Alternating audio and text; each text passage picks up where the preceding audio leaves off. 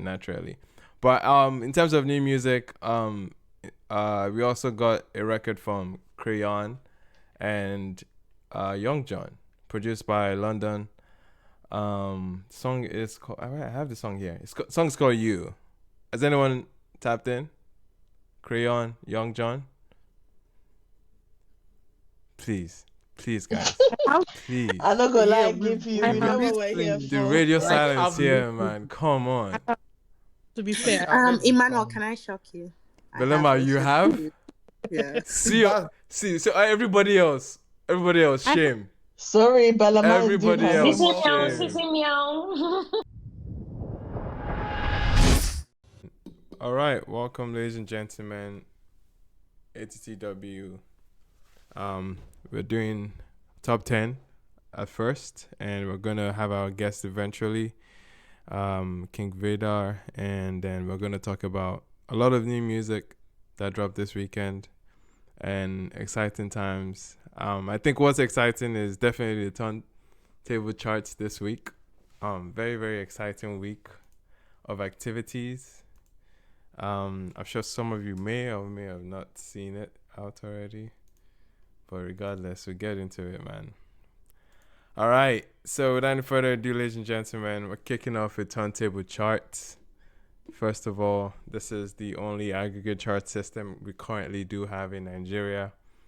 Okay, when it comes to pulling together streaming across different platforms and radio activity, all combined to determine the most consumed songs in the country. I think this should be the first look. Okay, and we have some activity outside the top 10 this week. We have Tariq.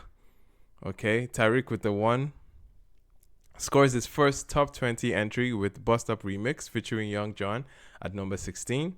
Big for Tariq. Okay, Ashake's Remember is ranked at number 17 this week.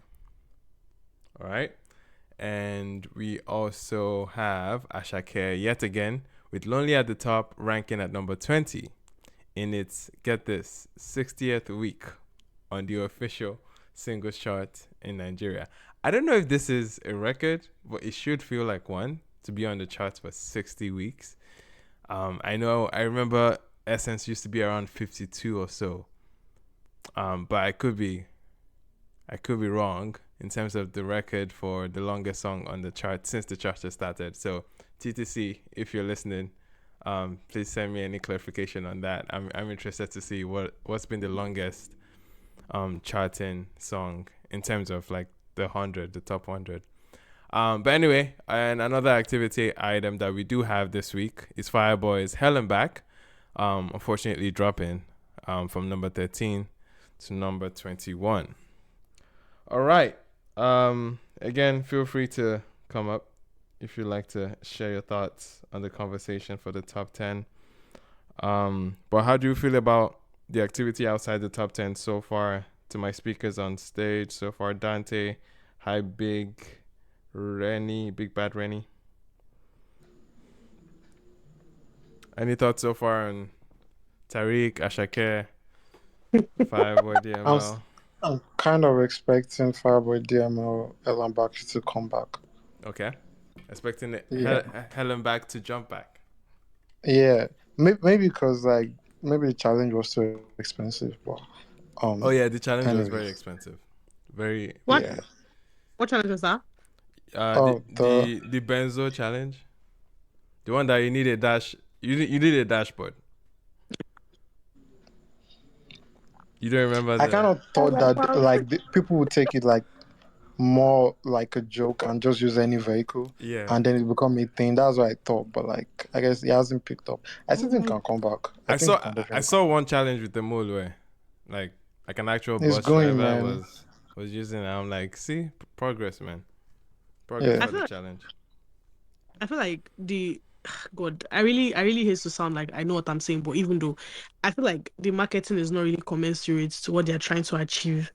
I don't know if that makes sense, because the challenge in quotes, I don't think it was intended, because Yeah. It wasn't. I don't think it A lot of was too. challenges Yeah. start like that though. Like something is going on, they just like, all right, we're like gonna make it a challenge now. like Kulosa, for instance. yeah, Oxlade was just vibing on the Yeah, we're just performing. yeah. yeah. The one I Even the expected, Drake Kiki challenge, like a comedian did something and then it went off. Right. yeah, that's like a different thing.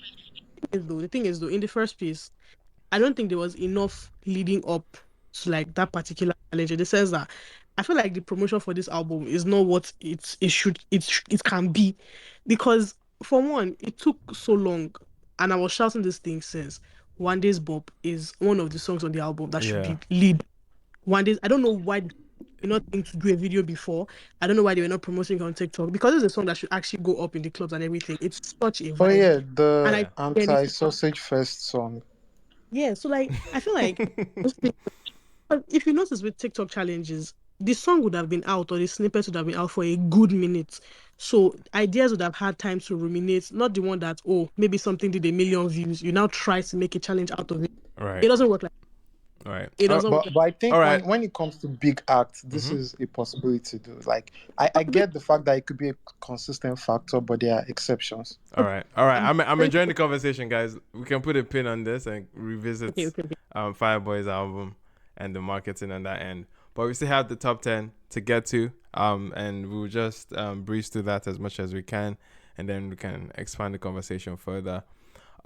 We have rounding up this week's top 10. At number 10, we have Fido's breakout hit, Awolowo. Okay, the song is expected to rise on next week's chart, following the release of its remix with Tiwa Savage. All right, moving up to number 9, we have Tiwa Savage yet again, for Forgiveness. This time dips from number 8 to number 9 in its second week on the charts so far. At number 8, we have Darko and Rema with Favorite Girl still holding up in the top 10 conversation after peaking at number 3 on the charts. And moving up, we have number 7, Moravi's Ifeneme flies into this week's top 10 at number 7 after tallying 73 million in radio reach, making it number 5 on radio, and 339,000 on-demand streams, making it number 75 on streaming. It is Moravi's second top 10 entry in Nigeria after previously reaching the region with In the Garden at number 10 in 2023. All right, that was Moravi with Ifeneme at number 7 this week. Moving up to number 6. Okay, number 6, we have Fola and Benson with Alone, dropping from number 5 to number 6 this week. It leads the official streaming chart for another week with 2.14 million on-demand streams. All right, and moving up to number 5. At number 5, ladies and gentlemen, we have Ashake and Wizkid rebounding from number 6 to number 5 with MMS. The song charted the chart for 3 weeks earlier. All right.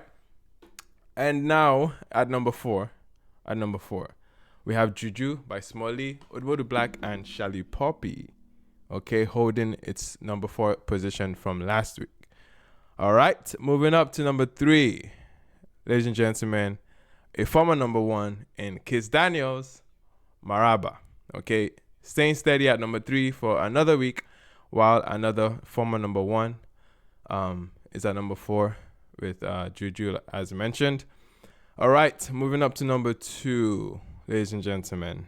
But before we get into number 2, let's do a quick recap. All right, quick recap of this week's top 10 by Turntable Charts. Awolowo by Fido at number 10. We have Forgiveness by Tiwa Savage at number 9. At number 8, we have Darko and Rema with Favorite Girl. At number 7, we have Moravi with Ifeneme. At number 6, we have Alone by Fola and Benson. At number 5, we have MMS by Ashake and Wizkid. Number 4, we have Smalley, Awolowo Black, and Shallipopi with Juju. At number 3, we have Maraba by Kiss Daniel. And at number 2, ladies and gentlemen, we have a former number 1, last week's number 1. Wizkid's Piece of My Heart with Brent Faiyaz drops to number 2 in its second week on the chart, which brings us to our number 1 for this week. We have Benson and Rema with Fikon Wekon at number 1 in the country. Okay, the song tallied 90.7 million in radio reach, making it number 1 on radio, and 1.9 million on-demand streams, making it number 2 on streaming, as it rises to the top of this week's official Top 100. As a result, it becomes Benson's 5th number 1 entry on the official singles chart, joining Feeling, Finesse, Guagalada, and Poe. In addition, Rema earns his 4th number 1 in the country and 2nd of the year. He previously topped the singles charts with Wondamo, Charm, and Benin Boys. All right, that was this week's top 10. What are everyone's thoughts so far? Number 1, Fikon Wekon. Number 2, Piece of My Heart.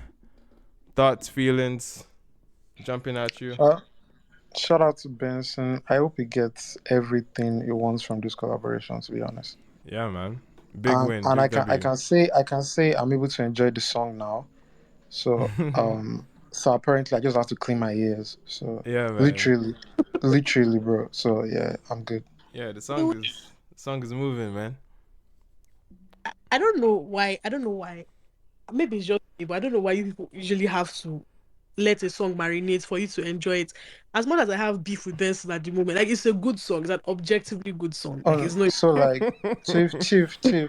See, if I start explaining how records work in my head, people will think I'm DYing DX songs. So exactly. So like, it doesn't function. Shout out to Lumsey, man. Shout out to Lumsey, exactly. So for me to not have an issue with this song dethroning my fave, that's my eternal fave. It's like, it's an objectively good song, and I feel like he deserves it. And it's like a very good, would I say comeback? But yeah, essentially that's what it is. A very good comeback, and it's a bop, it's a banger. The one I'm really happy for though is, I know we treated this last week, was the one with Fola, breaking into the. Yeah, I know. And isn't that cold as well to see Benson with 2 entries? Or yeah. It's amazing. Yeah. I think Phenomena is like doing well. Yeah, I think Phenomena is doing okay. I would probably have to ask TTC how Phenomena is doing, but yeah, essentially he's having a good year, guys. He's having a great year. I'm sorry, I came to come and do what's it called, run interruption. Sorry, please. A song can be an objectively good song and we can still not enjoy it. I'm one of the people that does not enjoy Fikon Wekon. I've tried, I've cleared my ear, I've listened, and I've listened again. Even Rema Sparks. It's good, but I'm just not. It's not just for me, and that's gotcha. Okay. Can I put a pin on this? Pepe, they said that's a personal problem. Sorry. Yes, Pepe, they said that's it is definitely a personal problem. Yes, real quick, just a quick fact. Not check, but essentially additional facts to what we were talking about earlier. Lonely at the Top is the 3rd longest charting song so far. It has surpassed Essence, that has 58 weeks. Okay, the other songs that are ahead of Lonely at the Top are Calm Down by Rema with 64 weeks and Peru with 63 weeks. Okay, so that's turntable charts, just to bring more context to what we were talking about earlier. But anyway, back to the conversation. I'll take it. Yeah. I wanna add something to this conversation. Yeah. This week there are 2 songs I have not heard, so it's an improvement. I didn't know Morave dropped this song. Hey, Belema, we talked about this last week. Why are you like this? We talked about this. Belema, please. You see, Belema, you see the way I did not say anything. Very cute. Belema, please. Very demure. Very mindful. Maybe Belema, maybe for the sake of all of us, can you sometimes pretend? Maybe pretend. That's why I said be very. So we don't have to be. Okay, you know what's so funny? You know what's so funny is that I see the song now. And I'm looking at it and I'm like, oh, I've seen this before. But I remember looking at it and I was like, this cannot be serious. But can someone confirm this though? Is the Ife Anime song the one with Oladapo's vocals? Oof, I don't know about that. It might be. Because I know he has vocals on some of the like new Morave, like one record like that. Right. Who has vocals on new Morave? Oladapo. That sounds like Ogechi Part 7, so I don't think it's this one. I'm actually going to find it. Wow. Yeah. Oh, wow. I would just like to say that you people that said Belema should pretend. You see the people that I'm doing. Benema, please don't pretend. Please don't What? pretend. Like, Please. No, it's getting to the not point. worse than me. It's getting to the point that she should No, start this thing that she pretending. just said. This thing that she just said is not worse than me. Come Sure, on, sure. come on. And then you're worse. Week in, week out. Your own is I'm dying. Anyway, any other reactions to the top 10 this week? Moravi, defending man. I like Fikon. I like Fikon, and I mean that's how you say the name of the song. Yeah. That's how the song goes. Yeah. Okay. Have you heard I it? like the song. Yes, I have heard it. We thank the You Lord. should not disrespect me. You should not disrespect me.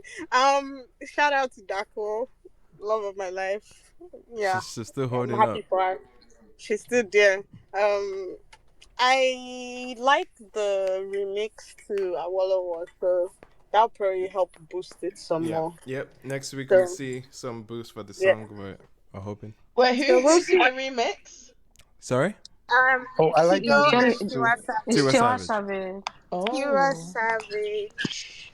Yeah, I want to say something like I'm not surprised what Benson is doing, Sha, because he has been doing it for a long time. Like it's not the first time Benson is having like 3 songs on the top 10 or like top 5. So Yeah, man. yeah, like it was always meant to be number 1. That's when as soon as I saw that song on number 2, I was like, okay, peace of my heart. People will still leave peace of my heart, still push. You understand? So yeah. they play my fans. But peace of my heart can run back up. That's another thing you don't know now. But So I think next I week just want it's to fair point out. Yeah. I just want to point out that Piece of My Heart did 1 week after all the shouts that you people have been shouting. Even though- I mean, it broke records though. I mean, it broke It's not records broke too. records. It wasn't a week.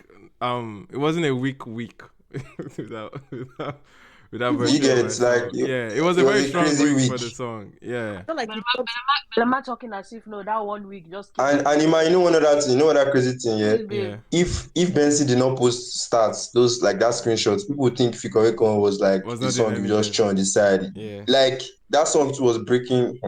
But to be Yeah. fair to Buju's response to that list, I don't know if he was aware the list is like a Nigerian list, because I think he was pulling up his overall global stats.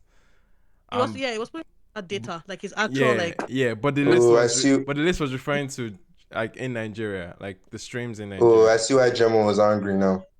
Drama is always Anyway, I see the reason Not why like Gemma like was Rema tweeted. was angry. That's crazy. Don't say I that. actually do see that back and forth, but I know there was. I didn't get his tweet. I didn't get his tweet at first. I was like, No, okay, but now it makes this is not sense. the first time now. It's because they've been having their issues. So little like tug of Drama's war. anger moods at this point. Like sit down. Yeah, please. but the reason for that retweet, I understand it now. Okay, that makes sense. At the end of the solid record, and yeah, we still tried. Number 1 to number 2 is not bad. It's not bad. Yeah, and like I was saying, I was predicting the song would be a big moment for Benson. It had everything that felt like a hit record, and it's holding up to everything that they put towards it, because they came swinging with a video. You have a Rema verse on it. It's like, this is big. I was This is surprised a Rema- huge swing. So yeah, it makes sense that it's landing, because that was quite the swing that he took with the song, and it's paying off, obviously. Anyway, any other thoughts on this one before we get to new music and our guest? What else was on that top 10 again? Yeah, we had Fido, we had Savage Dako. was there. Yeah, Tiwa Savage Forgiveness is still around. That Fola song is still there, babe. Yeah, Fala is still here. Now, see, this is the problem that I have with you people. If I ask you people to sing the song now, how Wait, many of you can? Belema, Fola, is that what you're talking about? Yes, I'm saying sing it. The Fola song? Belema. Oh no! No, now, If you don't know that song, Belema, yes. should we have an intervention? Belema. Should we have even if you don't know the words, you know what it sounds No, like. it's not that. Stop turning us to choir. That song, Stop turning us to how choir. did that I song want to say, Belema, some of us, we know how to listen to songs, but we cannot sing. Yeah, stop turning us to choir. So my question for you is, how is that song higher than Awolowo? That's what I want to figure out. It makes sense. I mean, Awolowo has been It has around for a two minute. different vibes. Yeah. Yeah, Awolowo has been out in minutes now. Yeah. Like, it makes sense. Awolowo was out before the Yeah, song. and I think it was even at number 3. I think he peaked at number 3 or something. Yeah. So it's been out a minute. It makes sense. Yeah. And I was just speaking about the remix. But I might just say that the other time. you want to do what's it called? America's Got Talent, ATTW Got Talent. Because what's all this sing the song? Yeah, Belema, man. Please, we need to. Cause Yeah. alone, come on. Already. There's no way. You can't escape that Moravi song. You can't escape Fola's song. You can't escape Fikoweko and MMS. Fashion niggas want to use MMS to kill all of us on that app. But okay. It just So, yeah, shows you how different our algorithms are, I think. And I think that's what it boils down to. But anyway, fair. I think that's about everything on Turntable charts this week. We will look forward to next week's charts because I think Davido's new record will be in consideration, of course. So we'll see how that song performs and holds up. Apparently, it's challenging for number 1. So we'll see how much Fikon will hold up as well. Someone said something about Piece of My Heart doing 3 weeks. I can't remember who it was. Oh, they said it did 1 week. But anyway, regardless, we're looking forward to the charts, man. Anyway, before we move on, mm-hmm. Yeah, I just want to say thank you to Turntable. I saw the updates. Oh yeah, the certifications. Yeah, mad. You see what happens when you speak out. But I just want to make another request. Okay, more requests coming. Let's keep quiet. Yeah, every Tuesday they post the top 10 rundown.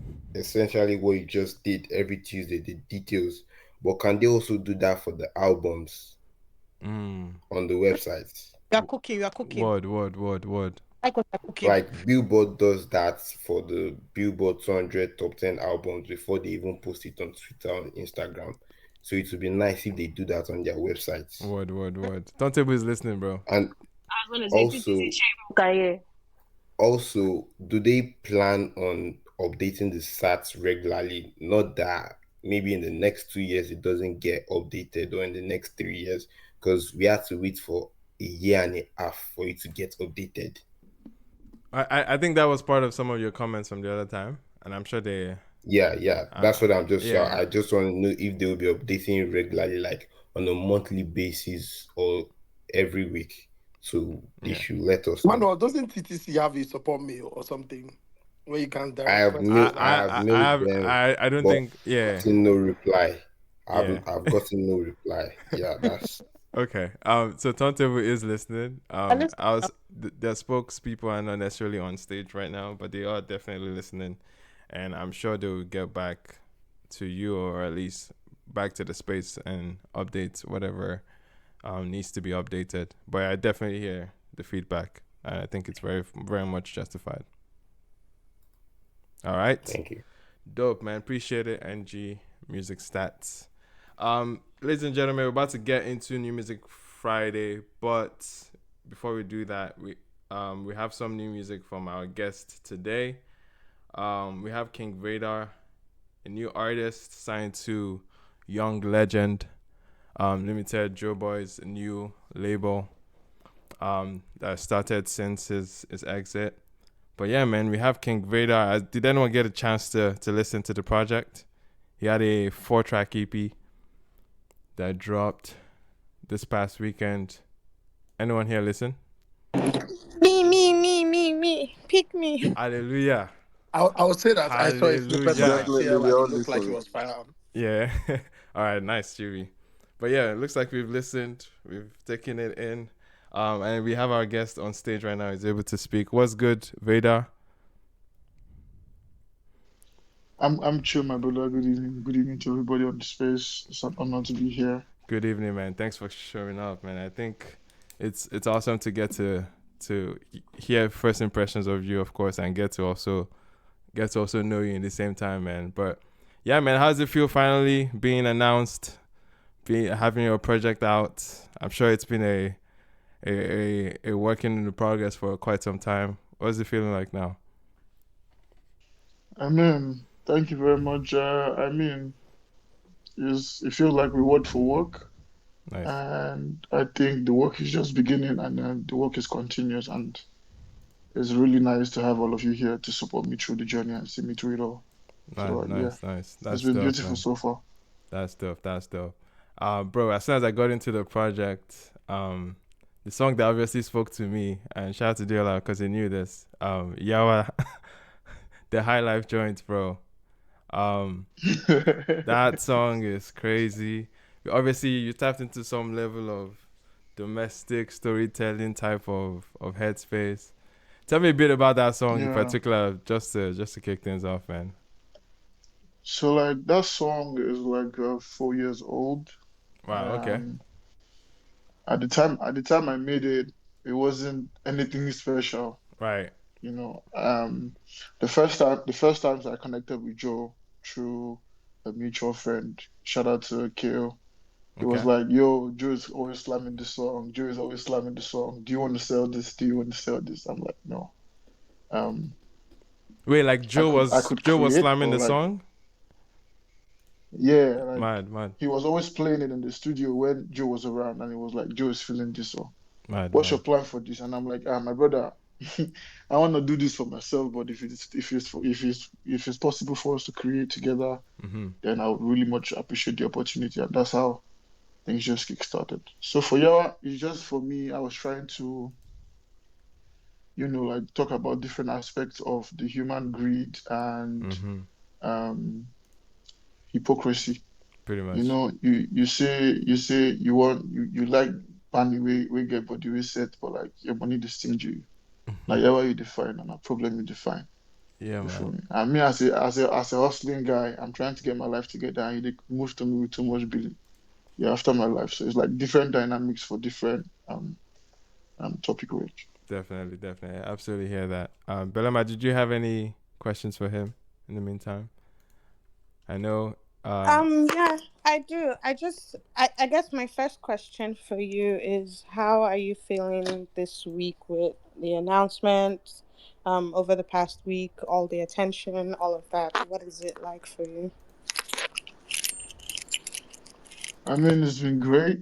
Thank you so much, Belema, for your question. I mean, it's been great to finally get the eyes and attention that you've been seeking and you've been grinding for. Now um, that's now come down to how you intend to use it, how you intend to direct. Right. So for me, my head is still in the game. I'm still trying to see how all of this unfolds, how best I can position myself and my brand and my music, Mm-hmm. for partnerships, for greater outreach, increase in the just basically growth. From Nice. so I think that's where my mind is right now. Yeah, that's really cool. I know everybody's just getting to know you. So I guess like my next question for you is what would you want everybody to take as, or what would you want everybody to consider as they're listening to your music going in? I would say the realness of my music because I like to really, really connect with the audience. Nice. And I know the best way to do that is through my music, and the best way to do that through my music is telling stories. Because I feel like when you listen to music, it's the stories that keeps you connected, it's the story that keeps you hooked. For Yawa, for example, Yeah. it's the story of billing. Like you want to act with billing and me at the dodge is what that's been told in a funny and comedic way that keeps you listening and enjoying the groove. Yeah, So man. like I try to keep the story nice and precise and then convey my message through storytelling. So it could be about motivation, it could be about a party, like the O'Shea song, Yeah. you know. That was talking about seeing any money and Olamide in the club and then they were balling Yep. cocaine type of money. I haven't Yeah, you man. feel me? So like Yeah. I haven't met these people, but like it's the story I was trying to tell. Like this is the kind of life I want and I'm on the journey, I'm on the road to get it. So Nice. yeah. Nice. Just speaking more into that EP it's clear what the objective felt like. It felt like you wanted to show all the facets of your artistry, like what exact like the soundscapes you can tackle. We're hearing Yawa that has a bit more high life rendition in it. So you're hearing once you're going with some Western R&B type of elements to it. We're hearing O'Shea like your proper Afropop banger. Tom Ford has a bit a lot more like street lean to it. But in terms of like seeing you in different like soundscapes and everything, what would you say is the most confident like genre or sound that you feel that is probably your foundation, or probably like the main approach that defines your music so far? I just do music. I just make Yeah. Afrobeat because this is the music I grew up listening to. So Nice. it's only natural for me to just try my sound on different, because like from the basic idea, Mm-hmm. I like to reach out to different communities. So it could be there's the type of way them Latinos like them Yeah. drums to sound, or if it's a different conga, like my people in Ghana, they love how they love their rhythm. So I could like, if I'm trying to create, I'll just think, okay, what is natural to these people Yeah. that I could, use into my sound. That way I'm able to bridge the gap and I'm able to not sound overly foreign and Yeah. still remain connected to the root, you feel me? So like Okay. at every point in time, irrespective of what I'm creating, it could be R&B, it could be a pop song, it could be an EDM song. Mm-hmm. I try to retain as much as possible the Afro elements, the drums, the rhythms, the melodies. I just try to keep it African and Nice. closer to home. Nice, man. Definitely hear that and feel that so far. But yeah, a little backstory on you. You obviously grew up in Lagos, Ikorodu to be exact. What was your first like encounter with music, and how did you even get into music? Was it just like a hobby at first, or essentially what was your journey like with music, where the influences came in, and what gingered you to get into the space professionally too? Okay, so like I've always been around the music. My grandma was a composer, although not she didn't compose like popular songs. Right. She loved to make her own music, and I was always around that environment.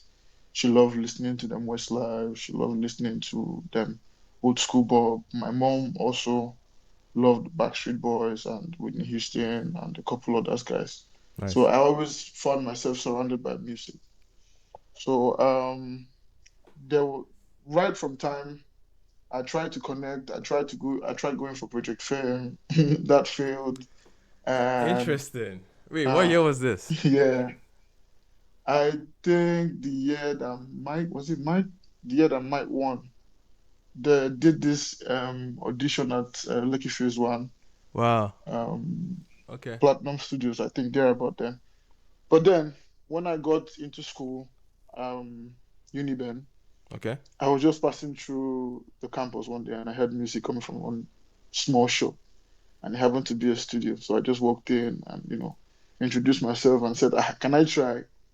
Because it's different if you just have the idea for music and you've not really gone into the studio to actually lay in the work to see if it's possible to actually do this. Mm-hmm. So that was just my first experience, and all of that kickstarted where we are right now.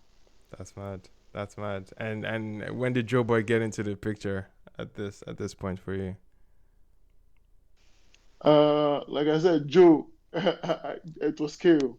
It's all Kale. Shout out to Kale once again. I was in my house in Ikorodu and he just told me like there's this recording camp going on, and it is Joe that is doing it, and I would like for you to be around.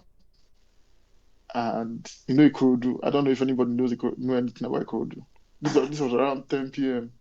Yeah. and I don't get one shishi for account, and Kale was saying, "Amo, you got to find any way to come in." So God so kind, I just found a way and we linked and created a couple records. And the first project that came out was, I think, the album Joe put out last year. Yep. That we had Duffel Bag, the song with CK, Mm-hmm. Luzia, Fire a couple records, other, by the way, man. Fire records. yeah, a couple other records. So like me experiencing all of that kind of like showed me that it was possible. Right. Understanding systems, understanding the power of models, Mm-hmm. So like that kind of like drew us closer. Nice. You feel me? So I think that's where all of this started from.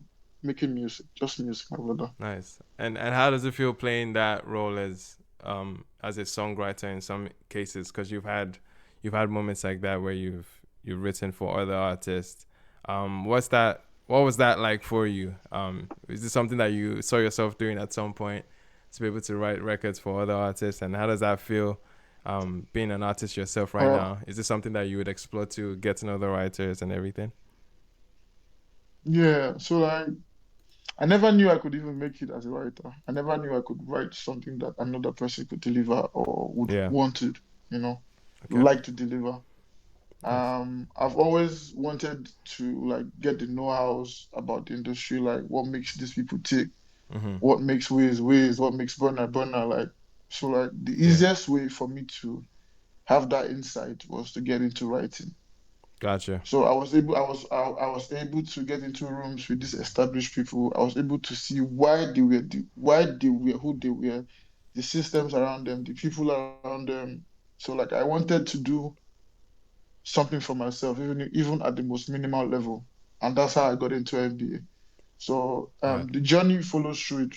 The journey follows through for itself, and I'm so happy that I'm conscious enough to be able to be in the now, to be able to like document, to be able to allow others see how I was able to navigate the challenges that came my way and make other people to believe Yeah. that if I can do it the way I believe, if people like Burner, if people like them Wiz, them Olamide could make it, then it's possible for me. And if I do, it Mad. shows that okay, if it's possible for Olamide, it's possible for Kings Vidar, then it's possible for me.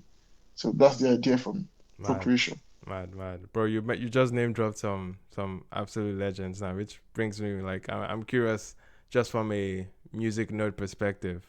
Who is in your, would you say, in your Afrobeats Mount Rushmore? Like, these are four big names that are huge pillars for from your own point of view, for the genre and for the movement. I think it's just a large pool. It's just based on perspective. Yeah. I think Yeah. it's just based on perspective. The greats all contributed to what we are enjoying now. Mm-hmm. Without them, would not be at this level. So I think it's a very, very difficult spot to say, okay, this is the greatest, or this is the greatest, or this is greater than the other. For me, it's a collective input, Hmm. and that shows strength instead of division. Right. So I can't really say No, even I no, I can't I really like say this. I that like thing this in. response. I like this response. I like this response. Yeah.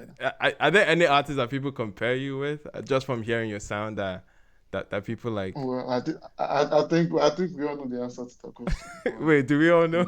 mm. Do we all know? I Me, think I we all know don't know the the I I, don't know I the don't uh, know. I I don't don't know. know. it's I don't know. I mean, from your so voice, even from your so speaking voice, people should be able to hear it. so like I so swear down. some would say Malik, some would say Nice, some would say Burner. Okay. Well, I think I get a lot of Burner. I Okay. think I get a lot of Burner links. Okay. See. Yeah, See.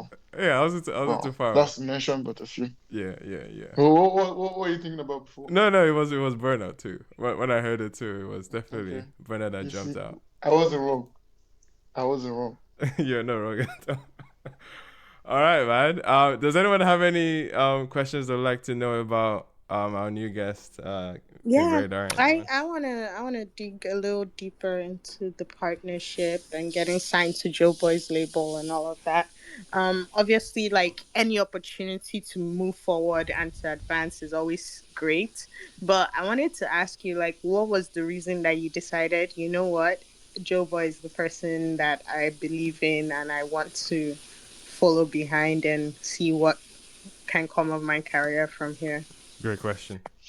Yeah, thank you very much. That's a really nice question. Um, so like for me, picking out why was kind of like easy because I look at different metrics. I look at the platform. I look at um the network. I look at the support system. Joe is family. Before the world knew me, he has been there. So like the mental support, the words of encouragement, all of those factors kind of like played a huge role into me deciding that okay, this is where it is, and these are the people I want to work with.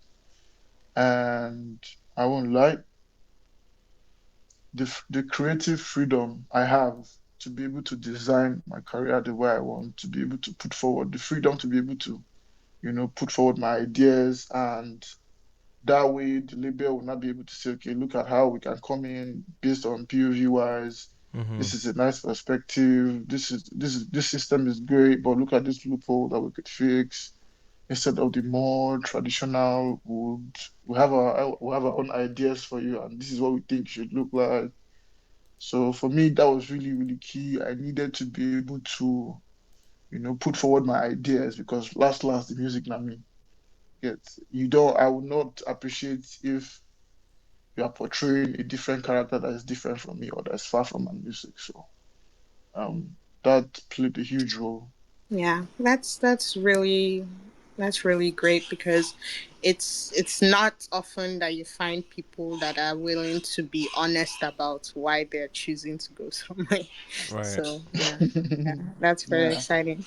I think my next question for you was, now that this EP's out and news is out there, um, what kind of things are you working on, or who are some of the people that you have been working with that you are able to share, that we can look forward to stuff from? So either writing, working side by side with, stuff like that.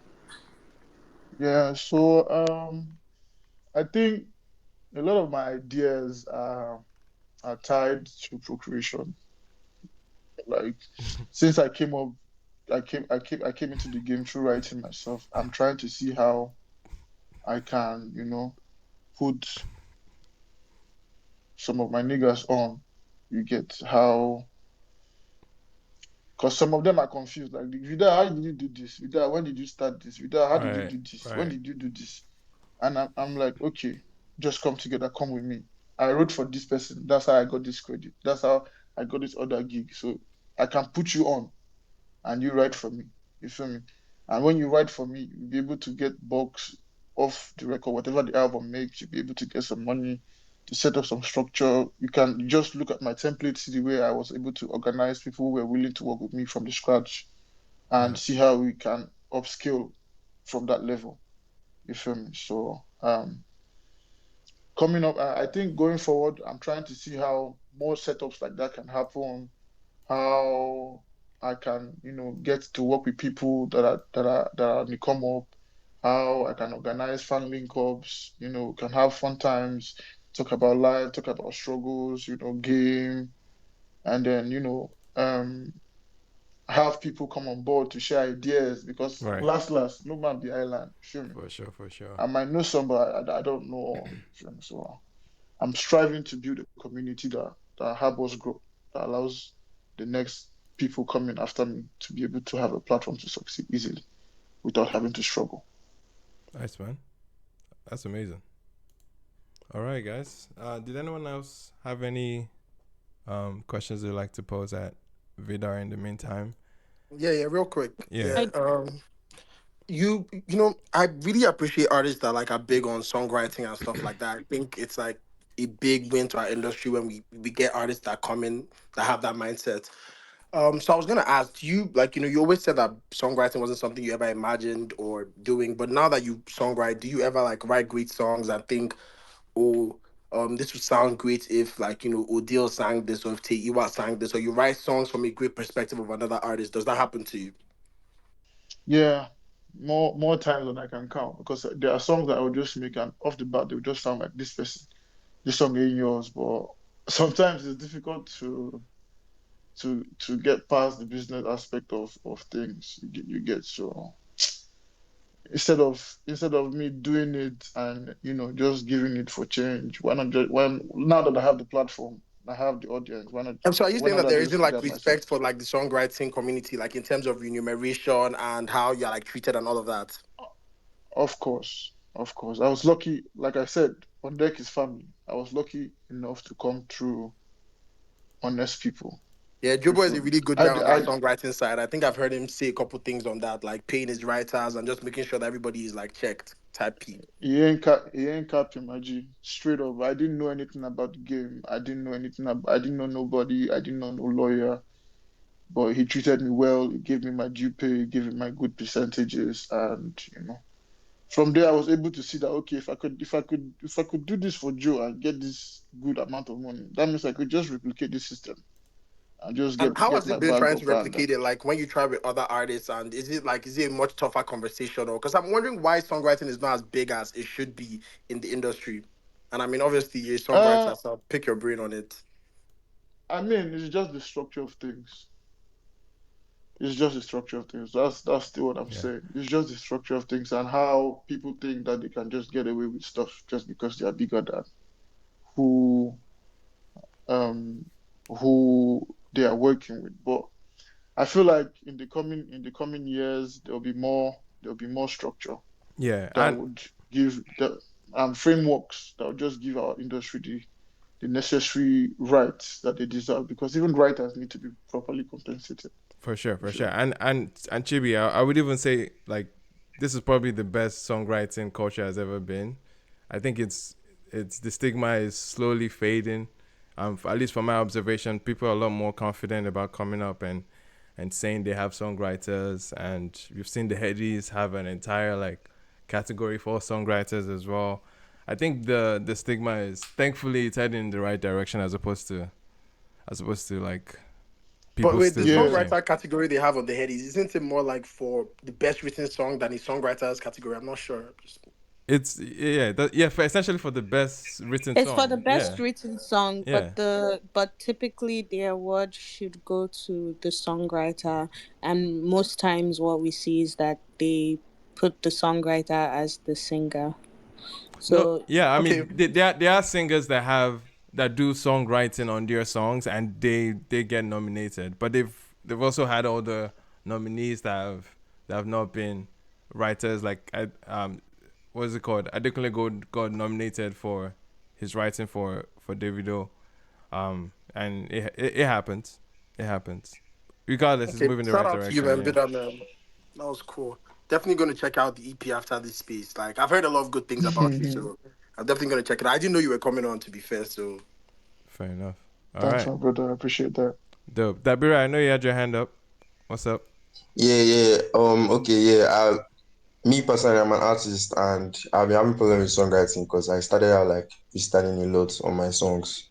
So like, I want to know like, what's your process? Because me now, like writing the songs out like on my notepad, it's really hard for me to Hmm. direct the emotions the way I want it to be. Hmm. Like Hmm. it's like different from it coming off the top. So I want to know how you do it. Do you like get down the melody, like scrabble some words and record it and then start Yeah. writing after that, or do you write it as the as it's coming? I So don't know, just let me so know. like Yeah. it really depends on the approach I try to go with. So like when I started this my music P, I like to really just freestyle, Hmm. go off the bat and freestyle. So like sometimes it works and I have the full song. Sometimes it doesn't and just I could just throw away the song for corner. Other times I want to be more direct into the structure, the repetition, the rhythms, and what. But like I get the key thing, what I think causes blocks is people kind of like forget along the line what they're writing about. They Right. forget about the subject. You feel me? That's the problem you find when somebody's talking about a girl in the first verse and then you see them switching to party or you see them switching to they go into the forest in the second verse. Like there's no Is that flow. anywhere better You feel me? face? So like you get so there's no flow. So like when there's a direction, when maybe you are speaking to pain instead of just going directly speaking about pain, you can just show them. So maybe I'm trying to say I was in the room and then I hit my leg on the table. I cannot just go into directly and say I enter room and hit my leg for table. I can just say it was a sunny day, weather was nice, and I felt like I should go out, but like I needed to rest. All those interesting details that will make the listener want to listen more. All these details are not like considered sometimes.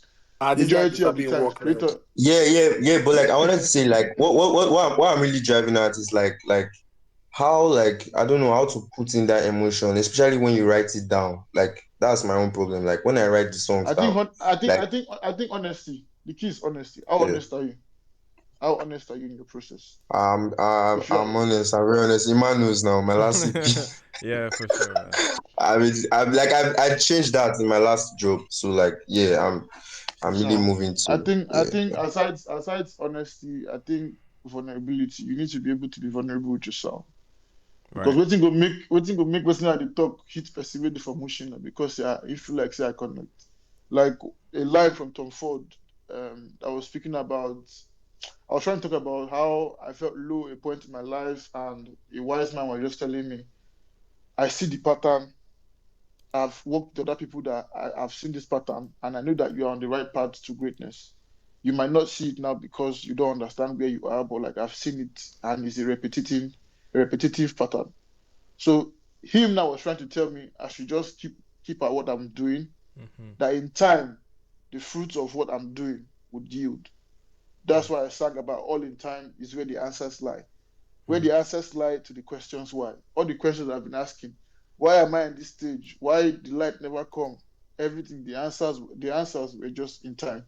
Because right now they are starting to yield results. So it reinforces the belief that if I can make it, another person that is hearing me that is saying, I was once where you are, Right. but see where I am now. You feel me? So like Right. it's just being honest enough to be Yeah, able to be honesty. vulnerable enough, yeah, to be able to pour Yeah. into your song. All right, bro. Thanks, man. That's dope. That's dope. That's beautiful to hear. No pressure, my bro. Chief. Chief, are you there? Yes, yes, yes. Hi. Okay, Oh. so earlier you spoke about your musical influences and everything. You spoke about your grandmother being a composer and all of that. I wanted to ask Yeah, because yeah, like Chibi and Emmanuel pointed out, songwriting is kind of stigmatized in the industry currently. So mm, we only know of a few top songwriters, guys like Tiwa and Tim Larry and the rest of them. So I wanted to ask if you have people that you look up to when it comes to like composing a song properly. You know the way everybody has, they look up to their OG in the industry, whatever, whatever. I wanted to yeah. ask if the person that you look up to as regards songwriting, composing, and the rest of that. I would say I like the way. So there's no straight way to look at it. Mm-hmm. You feel me? There's no straight way to look at it because for some, I like their melody arrangements because melody is also songwriting. Yep. That's why Absolutely. you are able to. My That's guy, why you give are us able to listen leaves to. now. He's leading up to it. He's leading up to it. Cook. That's why you are able to listen to some songs. You don't really care for what they are saying. You just impute your own lyrics because the melody is strong and is key. For Mm-hmm. some, is the rhyming pattern. That's for rappers. Is how their rhyming scheme, their flow scheme. Yeah. So me is so I try to narrow it down to what type of song. So for me, I would say Burna. Burna is the most complete person I Okay. can say when I see the way he delivers his art, it kind of like inspires me, Right. you know.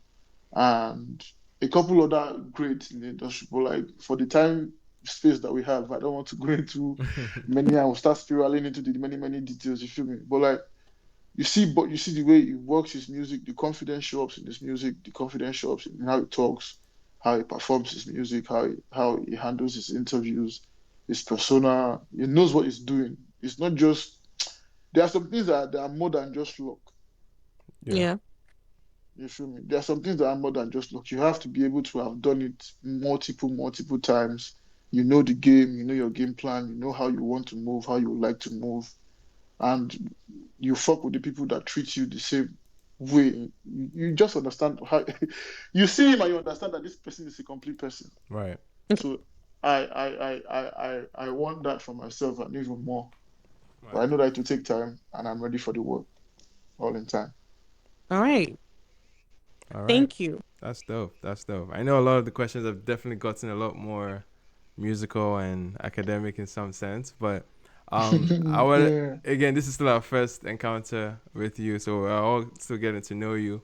But one way we can get to know you now is outside of music. Essentially, outside of music, what would you say is what some of your biggest interests? Something you're obsessive about that you're always checking on.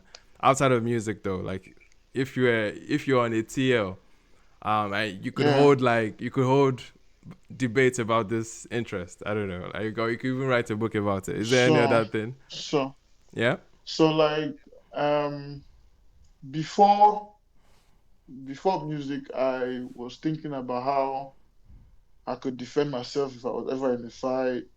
Because basically, I just believe, I just fit inside, I just get the beliefs as I be fights, and that's the situation with a lot of people. Like they Okay. just assume they know how to fight, Right. and my own thinking, I like to think about real life scenarios. Say if you stop now, what do you think if you do to defend yourself? Oh no, there's nothing. So I picked up an interest in boxing because I Mad. was trying to keep fit. I was trying to keep fit. I was trying to, build stamina. So there's that. I like to trade, trading wise, forex exchange, stocks. Fire. Um, Fire. I like filmmaking. I recently took up a course in filmmaking because I was trying to know how to make my own content to the taste that I like without having to like Ooh. Okay. Okay. spend the bag. So like I'm very very big on models. You feel me? Got you. I understand that okay, I need content to drive my music in this new age, but I don't know, it's too expensive, the market right now Yeah. to pay someone to help me. You feel me? So Yeah. I just pay for the course, learning for myself, and with my mobile phone and a nice location, I can shoot up some nice content and just be on the go. Smart, bro. I I like to I like to position myself for opportunities at the most basic level. What can I do for myself without the input of the label, without the input of another person? Okay. What can I do for myself? How mobile I am? How mobile am I? Mm-hmm. So all these questions, I try to solve them. So trading, boxing, filmmaking. I would like to go into production and maybe painting and arts. Nice. So all of these things kind of like surround my music. They are all communities that I can partner with. Mad. Mad. That's dope, man. Yeah, the boxing one is interesting. I didn't see that one coming, but it makes sense, bro. Especially looking at your cover art. It makes sense now looking at your cover art because yeah, you're essentially posing there with a glove. I speaking of boxing now, like who do you think is the greatest ever? And don't mention Muhammad Ali, please. Okay, if you're saying I shouldn't mention Ali, I would say Tyson. Okay, okay, I'll say Tyson. I'll say Tyson. Tyson for me. I don't know for others, but like for me, Tyson. mad. And then for the new gen, I would say Mayweather Mm-hmm. and this guy that Mayweather is training right now. His name starts from a G. I Right. can't really remember right now. Me neither. Gravante or something. Yeah, yeah, Yeah. yeah. Okay. Him. Oh, it's him. Gavonta So Davis, that guy. yeah, Yeah, that's yeah, who it is. yeah. Yeah, because I was So it starts with a G too. Yeah. there's Crawford, there are a lot of them. Yeah, man. There are a lot of this guy with the head movement, Canelo. Oh my god. Alvarez. Yeah, That's a There's deadly a host. man. There's a host. So that's like, man. Do you also watch UFC or keep up with UFC? once in a while. Man, Once in a while. all right, fair Once enough. in a while. Maybe I'm trying to see how MMAs work because majority of the time I'm boxing me I do. So Mad, yeah. mad, mad. It's kind of like boxing, just a lot more violence. Yeah. Yes, I man. get That's dope. That's dope. All right, guys. But yeah, this was dope, man. Getting to know Vidar. Of course, we're expecting to hear more from you. This is the first introduction for many of us, and looking forward to more, man. Looking forward to more records, and hopefully we get to have a conversation again, man. But appreciate you for joining us, bro. Thank you. Thank you so Yeah. much. Thank you Yeah, everybody. man. Um. Thank you everybody for tuning in. Definitely, Yeah. man. Sorry, real fast, King Yep. Vader. I was just gonna say, what what next should we keep our eyes out for? I have a whole lot of ideas that are coming. I'm Yep. trying to see how I can set up gaming fan link ups, podcast type setting fan link ups where we could just a random fan maybe like once in like 2 3 months we could link up with like 2 3 random fans, discuss because I like to discuss things of my music. Okay. You know how, for example, Tom Ford is motivational and inspirational. Everybody they go through struggle, Yeah. and majority of the time, a lot of these people don't have people that they talk to. Everybody does. They assume say they be strong person. They just they bottle things up. I want to I want to use my craft. I want to use my space, Mm-hmm. to create an avenue for people to be able to let go, to be able to laugh freely and truly, enjoy a good time, have a fun time. I don't want to be person will just appear for TV where the people don't know. I want to have a connection with my audience. Right. So the next couple months that are coming, the ideas that will be coming, I'll be trying to see how I can tie all of these ideas together to see this vision come alive. So yeah, Nice. a whole lot will come. Nice, A man. whole lot will come. Nice. That's dope. Looking forward to all the content exactly that you're working on as well. Because, yeah, that Yeah. sounds like an interesting concept too. Thank you so much, King Vidarr. We're excited to hear Thank you. more. Appreciate you, man. Nice. Thank you, everybody. Dope, man. Enjoy. Appreciate it. Yeah, man. We I have. I just want to say shout out to him, Sha. It sounds like he went through good media training. I mean, I see a lot of artists get interviewed, and I don't see that often. So shout out to that. No. I was gonna say that. He definitely dodged a lot of the a lot of things we could have had him trending. What's wrong with you people?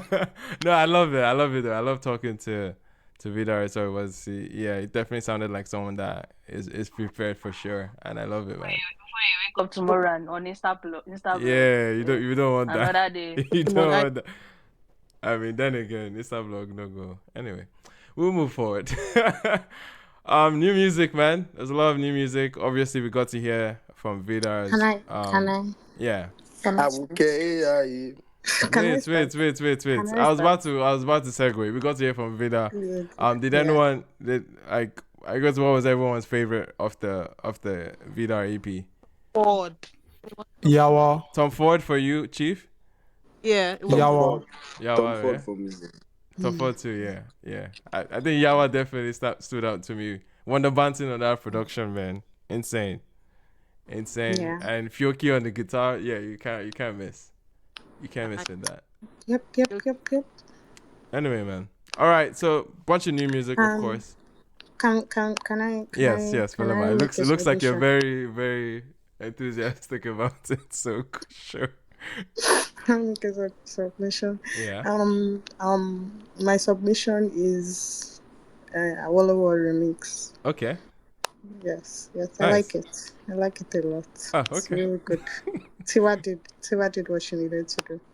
Nice. Yeah, Awolowo remix. We were asking the other week about the remix because we knew it's inevitable. He's going to remix it at some point. It was a matter of who gets the remix, right? supposed to be. There was a debate And on whether it will be him, Tiwa or Kiss Daniel. I don't thought think Kizana Tiwa was even in the conversation. That was what shocked was me Nobody more. mentioned Tiwa. No, Nobody I mentioned saw Tiwa. That was a what tweet shocked me about more. it. Oh, okay. Not on the Fair space, enough. but on the timeline there was a On the conversation space about we didn't. Tiwa. I don't think we mentioned Tiwa. Okay. But yeah, it threw me off guard, and I was like, oh, that's an interesting I've pick just that he listened went to with. Do you it. guys think that people were actually begging him to get on the remix? Like guys were actually hitting up Yes, like of that. course. Begging Of who? course. Oh, you mean Oh, artists? maybe not. Oh, you mean artists Yeah. begging Maybe not him? begging. I won't say Yeah. Maybe begging, not begging. but people would Not definitely pitch, of begging. course. And obviously pitch. Everybody wants to Yeah, ride their everybody wave. would pitch, of course. Begging is Begging crazy. sounds wild, man. Oh, definitely. Like he's doing like bros, I beg, make I just jump Yeah. on. Please now. I think you guys do remember Fido's rant when the whole remix like conversation Yeah. started. There was a real rant. It was like guys were like I it sounded think like Of course. I it mean, sounded like people were feeling entitled because maybe they were already made. That's what it sounded like to okay, me. first. That's another angle. I feel like it would be the opposite. Like people would be more aloof, even though they want to jump on the remix, but they will not come and they won't give you that impression. sorry, 9V, the background. I feel like Sorry, They'll this. beg. the rant was a promotional P. The remix was ready. Tiwa Savage has already done a live video about it. That she hopes nobody will complain when she jumps on that remix. So the Oh, remix was already right. ready. It was just a promotional P, Right. and it was just its management retweeting and That's what she was just a talking about when promotional she P. The did remix that. was ready. Tiwa Savage was already talking about I it and remember everything. seeing Yeah, that. she spoke They just about want it to after promote the it, rant, and people though, anticipate it. Oh, right? okay.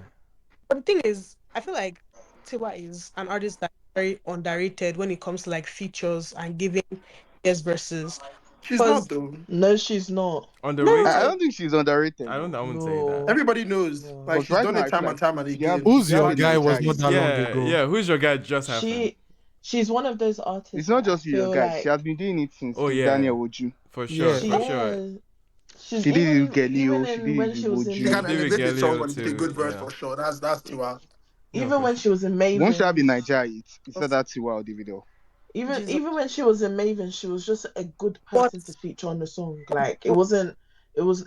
She never. I don't think anyone has ever underrated or everyone said. I don't think there's one song, in my opinion, that someone has said that, oh my god, Tiwa didn't need to be on that song. Yeah. I can't I've name.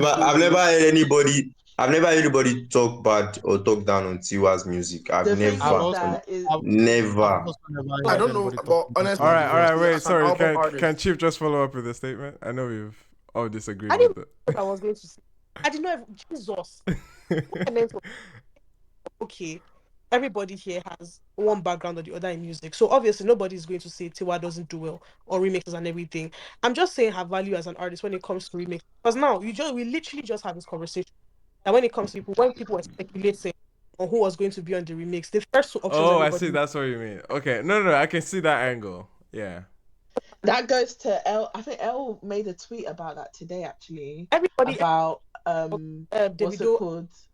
everybody was calling Davido feature man. Everybody Yeah, was calling, yeah. everybody was Yeah, calling like But L Mhm. made a point. Sorry, L made a point today about what's it called? About females and why they're not seen as basically not. I can't. I'm paraphrasing, but basically basically what first she point of said is that contact. guys don't reach out to babes Yeah, enough. Yeah. Oh, yeah, okay, and okay. it's seen For as like, I think for it's just the remixes. remix culture. Yeah, Can I say that there's an unfortunate reason to that though, right?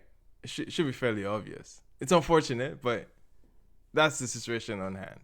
But what's tell us fairly so obvious? It's what's not the Wait. story? Uma, Okay. elaborate. So Uma, let me elaborate. Yes, elaborate, yeah. The idea behind remixes in most cases is essentially to amplify whichever momentum a song is having in many instances. And usually when you have a hot song, a song that has a momentum, you're really shooting up to the highest name you can get in terms of their brand and star power. And it's unfortunate. Tiwa is the peak of star power that we have in terms of female acts. And there are so many names that would come before her if you're looking out for a remix. And I think that's just the reality in hand, right? When it comes to the most, who can be the most influential. And I think that connects to Chief's point, which was like in terms of how sought out she is for features and remixes. I don't think she's usually people's top of the list. I disagree. You disagree with that? No, but Iman definitely made a Yeah. point. Nobody's thinking of if I had a song, I wouldn't think Davido is the if first name in Tiwa many is going instances. to. Yeah, she's not going to elevate. Especially it's gonna be like, if you're targeting a Nigerian like home base. Like Davido Kids comes to mind. Some people sort out Burner, of course. Like Burner, of course, is a mega star, so obviously, yeah. I think that's the highest you can really punch up. But essentially, the motivation behind remixes is to move a record. And unfortunately, from a business, yeah, point exactly, of view, and that's why I said it's an unfortunate one. Okay. If we're talking about a business, which is always going to be business, right? Right. But I feel like from an actual sound point of view, Mm-hmm. I don't think. Oh, of course. I wouldn't agree with that statement. Of course. From a sound, two different conversations. Yeah. Like nobody would ever sit down and think, Tiwa, my record is going to ruin the record ever. No. But the conversation is more so if they were like, oh, I want to do a remix to a song. Your first 5, maybe 8 mentions, Tiwa might not be a part of it. More likely than not. It depends at what point you are. I'll give her more credit than 8. Like, let's say. Iman is actually more like 8 because you still call the Remas and the Omalis. There's a lot of names. There's a lot of names. That's what I'm saying. It's unfortunate.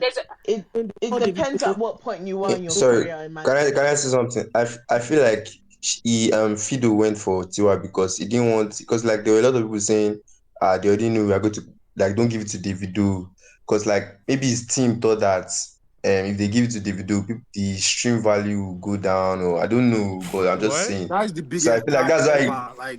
No. I feel like people won't accept it that way. I feel like people won't accept it because like, oh, we know it's Davido is going to yeah, we already know. Don't worry, Davido is going to give. So But then, yeah, that's what I but just feel. the point I was even See, leading up to, Sorry, can I sorry, say sorry, something as sorry, regards that? As sorry, regards what Dabira said. sorry. Let Chief finish your point and then 9V, All real right. quick. hey, Yeah. that I never got to make from 2019. From cooking diets, Tiwa has proven time and time again that if it comes to street records, all this type record, she can hold her own. If you listen to her verses properly, half the time she won't eat all of them finish on their own song. She did Yeah, it on Coding, yeah, yeah. did it on non. Most of the first time I would have Bella Shmurda in my top, I think top 50 or top 100 on Spotify, and it was because of Tiwa's performance on that song. She's done it time and time again. So me saying that she's underrated when it comes to feature, it doesn't obviously. If you are in the music industry, you know anything about music, you can never say that Tiwa has a bad song. Like she's a student of music. She's been doing this shit and everything. But when it comes to the conversations Except of for the Coco Phone, except for Coco Phone. out, okay, who are sought after artists for remixes? You will mention Davido, you will mention Kiss Daniel, you will mention Benson, you will mention Rema, you will even mention Bella Shmurda, you will mention some of these street artists, you mention some of the, before you mention Tiwa. Meanwhile, her only mates in the entire industry is those big three. It's Tiwa, Davido, Wizkid, and Burna Boy. Those are her only mates in the industry. So when I Asake is not a mate.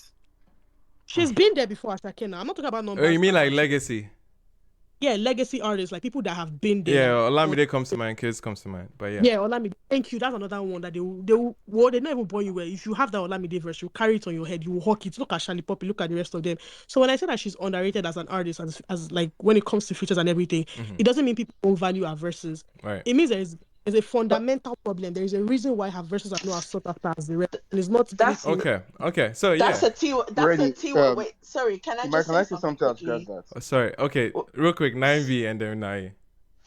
Sorry. okay. All right, sorry, Nai. Let me just say this. You know, Rennie, as much as I understand where you're coming from, but we need to understand that there's difference between people, the execs, and people that are just random I know music now. I'm lovers. And not talking yeah, about because music. That's what I'm saying. yeah, I get you. Because the Sorry, thing is, even Rennie. marketing Sorry, wise, Chief. I don't know if you can, as 9V is speaking, maybe you can change some setup with your mic because you sound choppy sometimes. So if you can, please, we would love if you can. And if you If you like, can if you're look wearing that. headphones, Yeah, disconnect yeah. something. But anyway, 9V, go ahead. all right. So as much as we're even saying that, yeah, the when people are thinking about who to go to market wise, or to do more numbers on your big song, especially songs that are blown in Nigeria that most people do not think about Tiwa, the records have shown that most people run to Tiwa.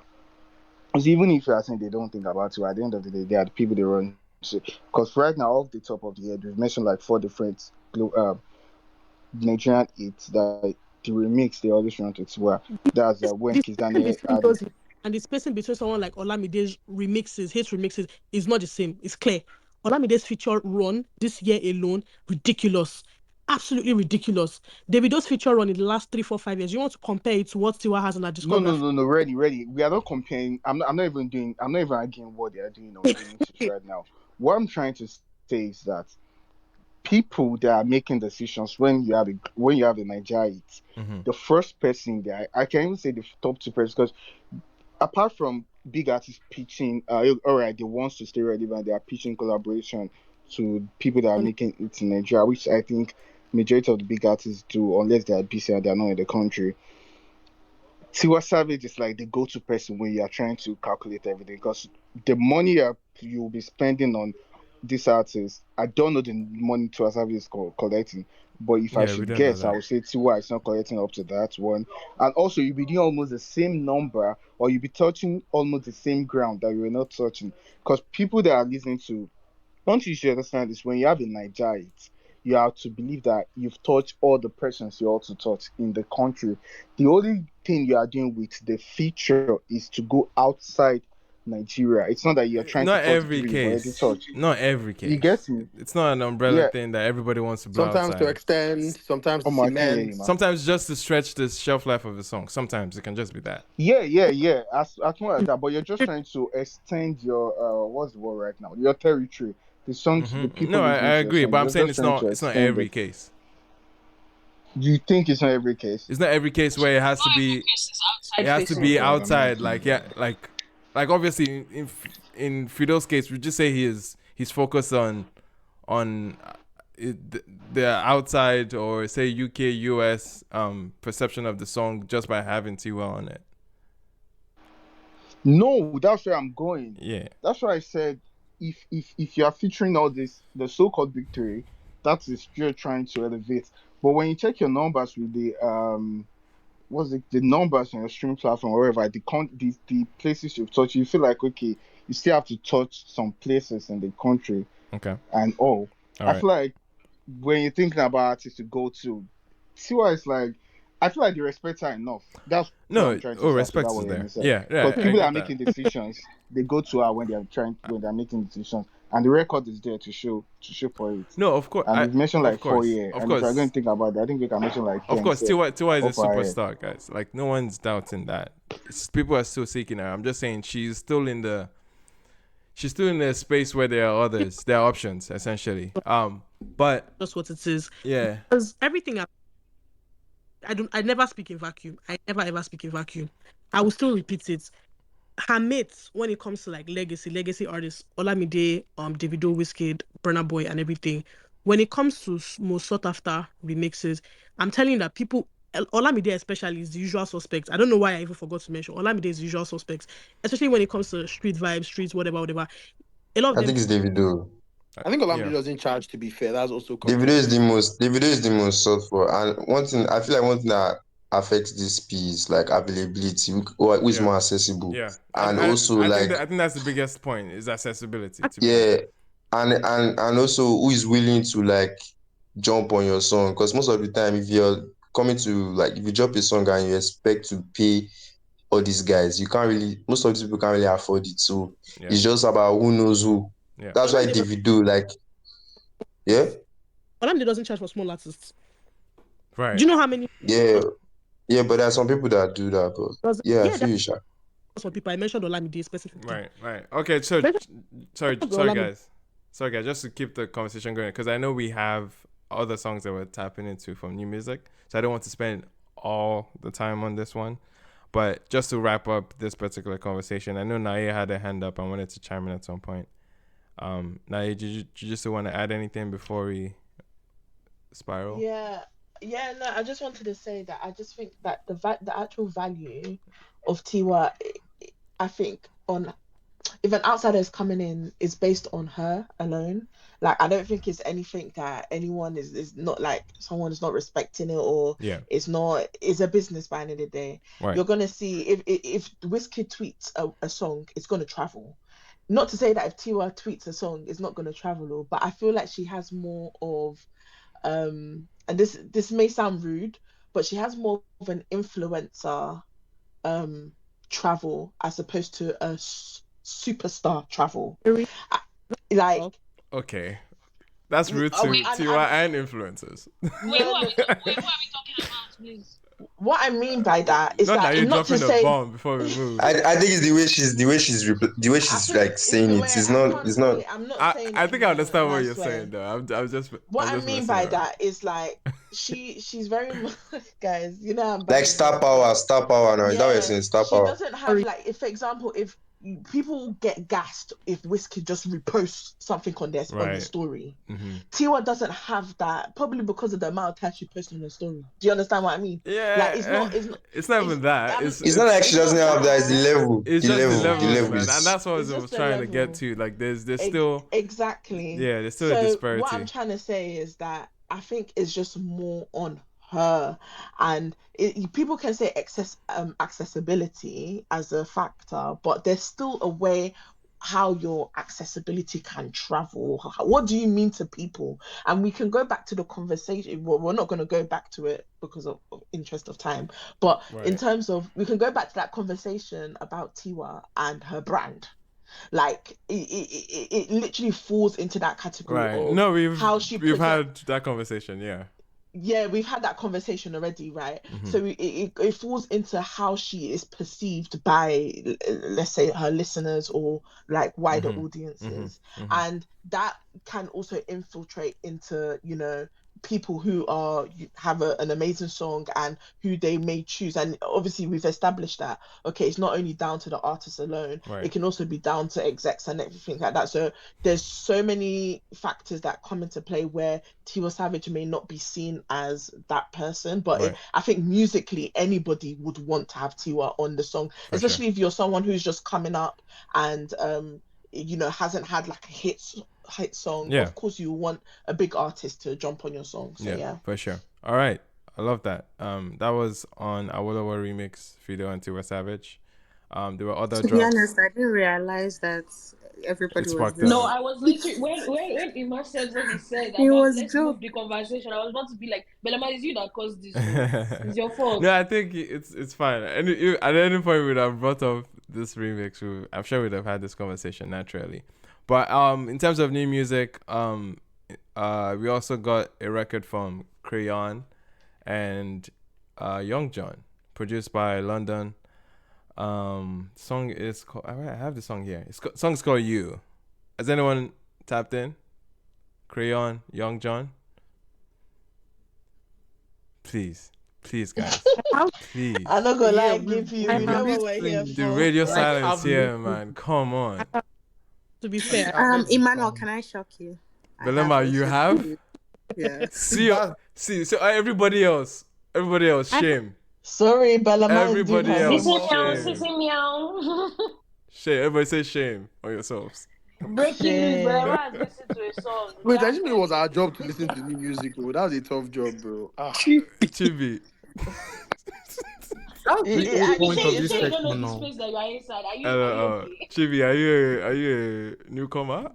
I mean, we'll listen to the music that catches the popular eye now. But It's I'm not Crayon. Chibi said if it have not pop, I've not heard It's it. Crayon and Young Jonn on this To song. be fair, You know what? This is you know what? If it's I not- agree if it's because not- this is if my it's not fault. top 10 of what's it called? Top 100 Nigeria Apple Music. I've no idea. It's not. Sorry. You know what's so funny about this song is that if you ask me to sing it now, I can't sing it because I only heard it the one time, and I was like, okay.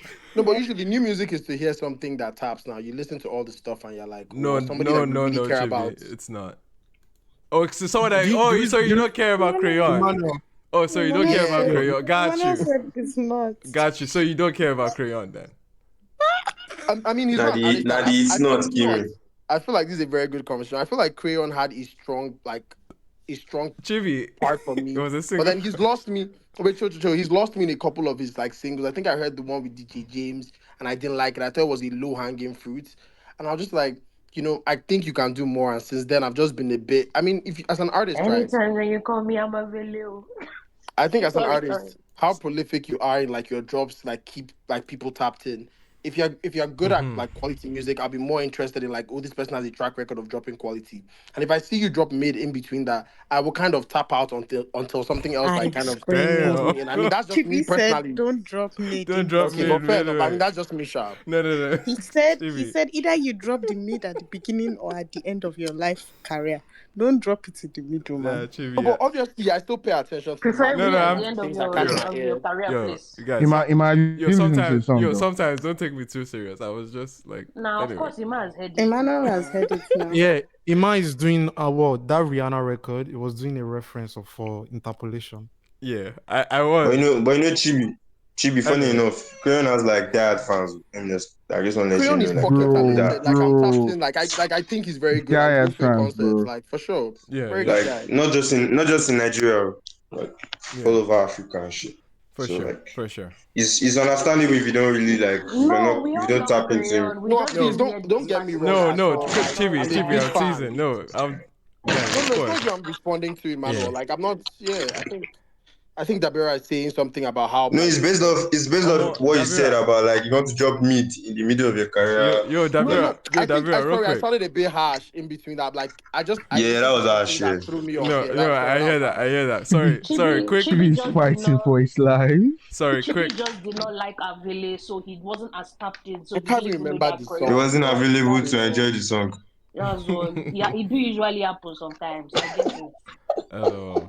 Sorry, Davira. I love your mic. I think it's the clearest out of everybody. But if there's there's a way you can make it a lot more, because I think it's spiking. Okay. Yeah, so you can just do. Yeah. Is it better now? It's still about the same, but I just know that you're very close. But just be aware. When Yeah, like just give like 6 degrees of separation between Yeah. yourself and your mind because it's 6 hot. degrees. Okay, Cole. What is how that, about now? please? Yeah, sounds good. Sounds Is it- good. Appreciate it. Oh, yeah, Sounds way okay, better. yeah. All right. So anyone that has heard the song, Crayon, Young John, you, I know Dante has heard it. Belema over to you. It's a good song. It's a good song. That's all I have to say. Talk your mind, dude. I like the song. It's a very nice record. I mean, it sounds like Ima a is not template for a good beating. song. I already told you people, if you ask me to sing the song now, I can't sing it. I told Ima, you. Ima, you're not song. beating the Jazzy Burger. Ima tried his Oh, best to I sing. swear. You're not beating the Jazzy Burger. I don't die. Ima, you can come out to us now. I You can come don't out to us. die. Maybe I say nobody know for you. I don't die. Wait. Emmanuel. I'm just vibing the record now. But wait. Was it that bad for you people?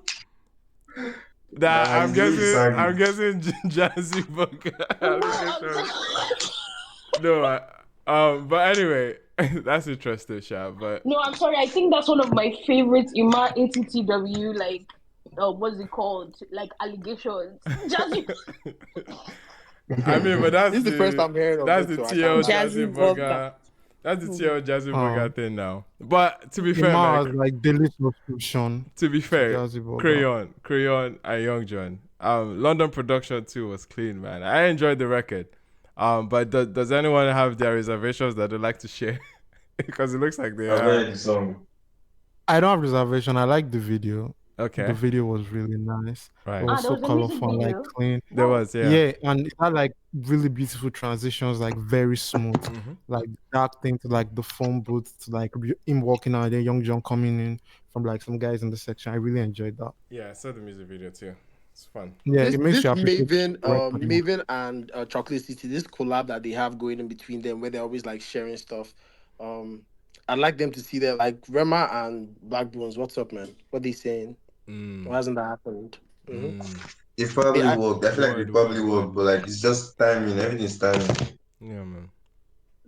Like the right time to drop it. I feel like this Benson P too. This Benson and Rema, they have had it since like I can't really say when, but I know they've had it in the talk for a while, Abby. Yeah, so it's just timing. Like everything, if you drop it at the wrong time, you can tank. So.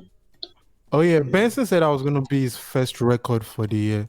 Yeah. And then he sent it to Rema.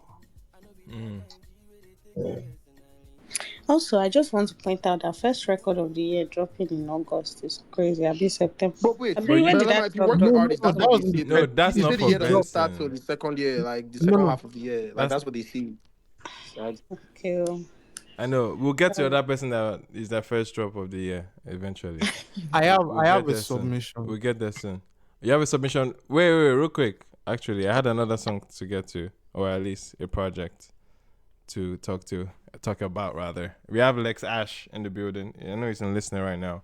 But we got to tap into some records from his EP. That's part of my submission. That was part of your submission. Yeah, man. Yeah, I guess Dante, you can speak on it because you got to hear it with me. You put me on. I put you on, Abby. Yeah. Lex like, dropped his EP, right? Yeah. Yeah, Dante, tell us about it now. Sell it to us. So like, why you say it like that? Sell it to you, Omo. I know it's about to sell, but like we can. All I can say, I can pin it. First of all, right? First of all, man has like clean, impeccable tone. Yeah, it is so smooth. Like it's ridiculous how smooth it is to me. Right? It's like butter. Like I think I've not felt like this in the first time I discovered Brain Fires, and they sound nothing alike, by the way. So like. My favorite record is actually the record with like all the guitars, instrumentation, the 10 Hold My Hand 10 Questions. 10 Questions, yeah. That record. Yeah, that record is sick. I keep spinning that record. That record is so good. I can't get enough of it. After the stream, I kept playing it, then went to bed, then woke up, played some records, then went back to that record. It's so good. Yeah. Right. For sure. And so the project as a whole, I think it definitely, I don't know what his intentions are, to be honest, because I also went to his IG. That's how much I like fucked with it. Yeah. Right. I went to his IG and I was like, this person is so, he looks so adorable, you know. Anyways, he's a photographer. I'm screaming. He looks adorable. That's not it. Come on. Adorable is crazy. no. Wait, come on. Adorable. Calm. Wait, he said I he's a compliment. You know what's so funny is that I really, okay, you guys relax. I'm really fascinated. No, hold on. I'm really fascinated by the way people come across other people, right? Yeah. So there are a lot of people that will tell you that they know Lex Ashe as a musician, but most people will tell you that they know Lex Ashe as a photographer. Yeah, he's a huge photographer actually. He's a visual artist. Yeah. And so Now shout out to him, and I know he has clean vocals. Dante, you did a good job. I'll check out the link. He said Dante, you sold it. I tried. No, for sure. Yeah. I agree. And one thing, other than his voice and the tone that he has, I can't speak highly enough about the production. Like this was all put together by producers that are based out in Lagos, and it definitely feels like the Lagos scene continuously reminds us that you can't necessarily pin the soundscape coming out of Lagos to one thing.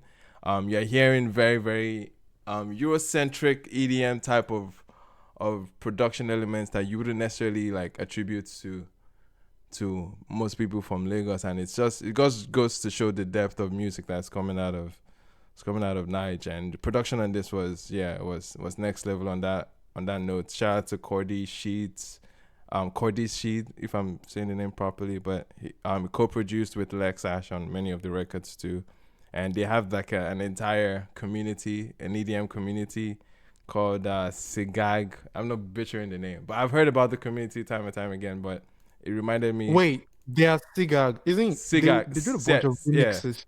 Yeah, they do a bunch of EDM events. Sigag, Lauren. Actually, yeah, they do a bunch of events. Now that and it's a community of like DJ, like DJs, producers, and no, but now that is TMX so involved? Yeah, I think so too. I think TMX so too is big in that. Yeah. Now that Emmanuel brought it up, you guys should go check out any of their events because they're really good. Yeah, if you ever catch them doing it live. That's on my bucket list, man. I want to attend one of those. Sorry, please. Before we move forward, I want to sell my own market. Please go and listen to my EP. It was like that's been out for like months. Is this Dabira speaking? Yeah, it's Dabira. You know it's Dabira speaking. Yeah, it's new music, man. Yeah, for sure, bro. Yeah, please. No, for sure. It's just like your this thing is not. No, it's because I'm looking at my screen. It doesn't look like your mic is on. That's why. But yes, shout out to Dabira, man. Still go tap into Believe, the EP, man. For sure. All right. What's up with my guy Davido now, guys? Relax. Wait. Up onto that. Relax. Chibuike, can we please? Can you calm down? There's so much music. They saved the best to life. Okay, you guys, Lex is here. Sorry, I wanted to correct something. Sorry, Lex everybody, correct please. Something. Oh wait, is Lex on the stage? Yes. So yes, hi. Hello. Beautiful Thank you so much EP, for man. the announcement. I appreciate it. Thank you. I can't say that. Sorry. Hello. How do you feel about being called adorable?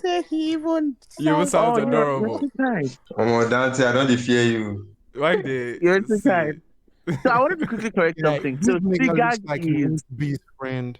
Can we please hear him out, please? Jesus. Apologies.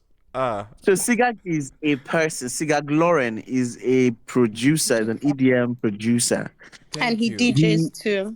He DJs as well. Thank you. He's very not much. a group of people. He's one person, and he's a fantastic producer. I have worked with him now a couple of times, and he co-produced that song which is the last song on my EP. Right. I was saying that he actually like organizes it sometimes, but also has like performed DJed at like popular a lot of DDM community events here in Lagos. That's what I was kind of pointing to. Thank you so much for that correction. Because my mind was like, I knew it as two things. But yeah, it makes sense. I think you're thinking about somebody else, Emmanuel. But also, I think the last time I saw him, it was him, and I think Andre Vibes too was also DJing. Wait, is this the event that happens? What's the frequency? Because I know it happens once a month, but there's a particular time of the month. that it goes on? I know there's Activity Fest. I know there is what's this other one? Something. Wait, sorry. Which I one is forgot the the name of reoccurring it. What's one? his name? Which one is the reoccurring one? That I happens don't every remember what month. it's There called. are two of them. Activity Fest is one of them. Okay. There's another one that people usually, I forgot what it's called. It's like a Sweat It Out or something like that. Yeah. Okay. Something like that. Yeah. Right. Sweat It Out rings a bell, but yeah, I think it's one of those things that I was putting the names together and I was like, it just got all muddy in my head. But thank you for the clarification on that one, and congrats again on the EP, man. Sounds amazing, bro. Thank you so much. Yo, please go check it out. I really appreciate it. Definitely. I think my music is really good. Yes, And sir. I've been doing this now for a couple of years, and I'm really excited to share this project. It's really just came out on Thursday, and I think and Emmanuel did. Thank you so much for that review. Appreciate it, I'm man. glad you actually liked it. It was important for me that you liked it, and I didn't want you to hear it before you did. But the fact that you liked it on first listen, I love that. I appreciate it. Appreciate it so much. Please, you all should go check it out. If you have any questions, I'm actually here to answer. Yeah. So No, I have a question. I have a question. Dante has sorry. questions. Dante is a fan, man. Wait. I'm converted. I'm listening. Yeah. He's not a yeah. fan. Dante wants to be his friend. Did you not hear him shoot friendship shots? Sorry. Okay, I'm listening. I'm Well, listening. Pepe, thank you, man. Like niggas are not listening to me. Anyway, Lex, nice to meet you, bro. Even though he's on TikTok, amazing music. I want to know how, like, what inspired this record, bro? The 10-question record. Oh, the 10 questions record. What inspired the process? How long it took? Those three things, please. The funniest thing is that I think that was one of the easiest to write on the EP. I wrote it in one sitting. My friend was doing a camp, and he called me to come and do some vocals on some of his songs. And while I was there, my producer friend was also there as well. So I was like, you know what, I want to write one or two songs. So I think I wrote 10 questions that day. And Baby, like 2 or 3 days later, that Baby's another song on the project, and it was like literally in one sitting. So I just kind of sat down. I was, you know what, I know what I want. In fact, I didn't have the melody until I had written the song. I had written the song, and then I was like, "This is what the chorus is going to be." I'll build up from there. And I wrote from there. Come again? The words came first. Yes, the melody and the words, but I hadn't. How do I explain it? I hadn't spoken to the producer on this. This is exactly how I wanted to sound. So the chorus came. I told him, okay, this is what I'm working. He started working on that while I was writing the lyrics. So I didn't wait for the beats to be done before the whole lyrics came, and that was it. All right. Shout out to you, man. Shout out to you. Thank you so much. Thank you. Slight follow-up question on that song. Who was behind? Yeah. Who was behind the guitars? Was it? Oh, thank you. That's a good question. There's a guy called Shegs. Shegs is fantastic. Shegs. So I had already done the song, right, and then I wanted it to have like a rock feel. So the song was originally recorded and written in January of 2022.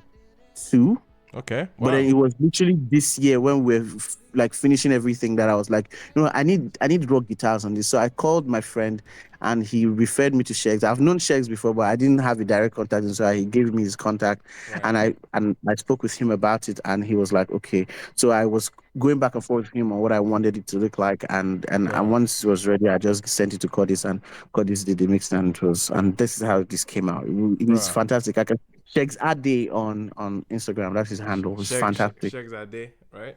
Shegs Ade, yes. Funny enough, he used to play with, before Nsikak, he used to play with Cavemen. Cavemen. Oh, Cavemen, nice. yeah. Nice. Yes, he used to play with Cavemen. He was their lead guitarist before he left, and Nsikak is now doing So he's fantastic. He's really good. He's fantastic with what he does, bro. He elevated the song. You can definitely feel that. And overall, production just felt it felt like the budget was heavy. It felt very like grand and expensive, and it's just nice to see that artists are going this far into their craft, man. I think it came together nicely, man. Thank you so much. Thank you. Appreciate it. For sure. Thanks for coming up too. I didn't wanna like, you know. It's okay. It's okay. I'm here. I've been listening. I've been listening. I've been part of it. Thank you. Appreciate it, man. Right. Nice. So yeah, feel free to stick around in case you want to chime in on the conversation, man. That's dope. Totally.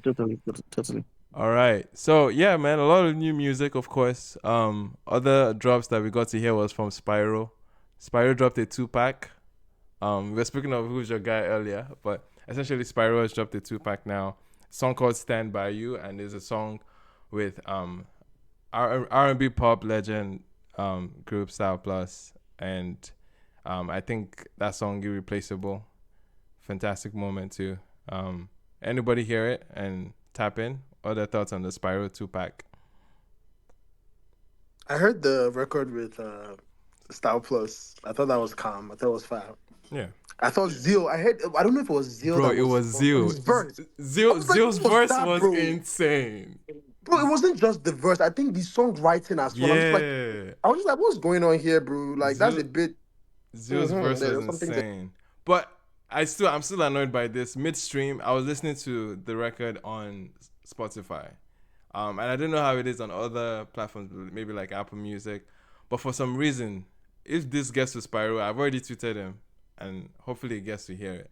But they need to fix that Spotify upload of the song. It cuts off midway. It cuts off at the 2-minute mark when there's like a minute left. I've sent him a message actually. You did? I sent him a message immediately. Yeah. So I guess he will check it and make Please, that. they need to fix that because it was in the middle of the Zeal verse too, and I was like, bro. It really caught me off guard, and but I enjoyed the record though. I went to hear it on YouTube. And it's a fantastic moment, man. I love that intro too. Did anyone catch the intro he did? It was a callback. The intro he did. It was like the intro? No, it was Spyro himself. It was like picked. I didn't catch it. You didn't catch it? In the beginning of the song, if anyone listens to the song, he goes, something Styl-Plus, something. Bro, I'm butchering it. Let me just play it so I can refresh my memory. But it's essentially a callback to "Call My Name," that song from the Expression album. Brand new from Styl-Plus crew. Picture this. One girl, 2 glasses, and a drink for 2. Usually that's the original. That's how the original goes. But he flips it and says it's Spyro and Styl-Plus. I think it was kind of cheeky and a nice callback to the song, man.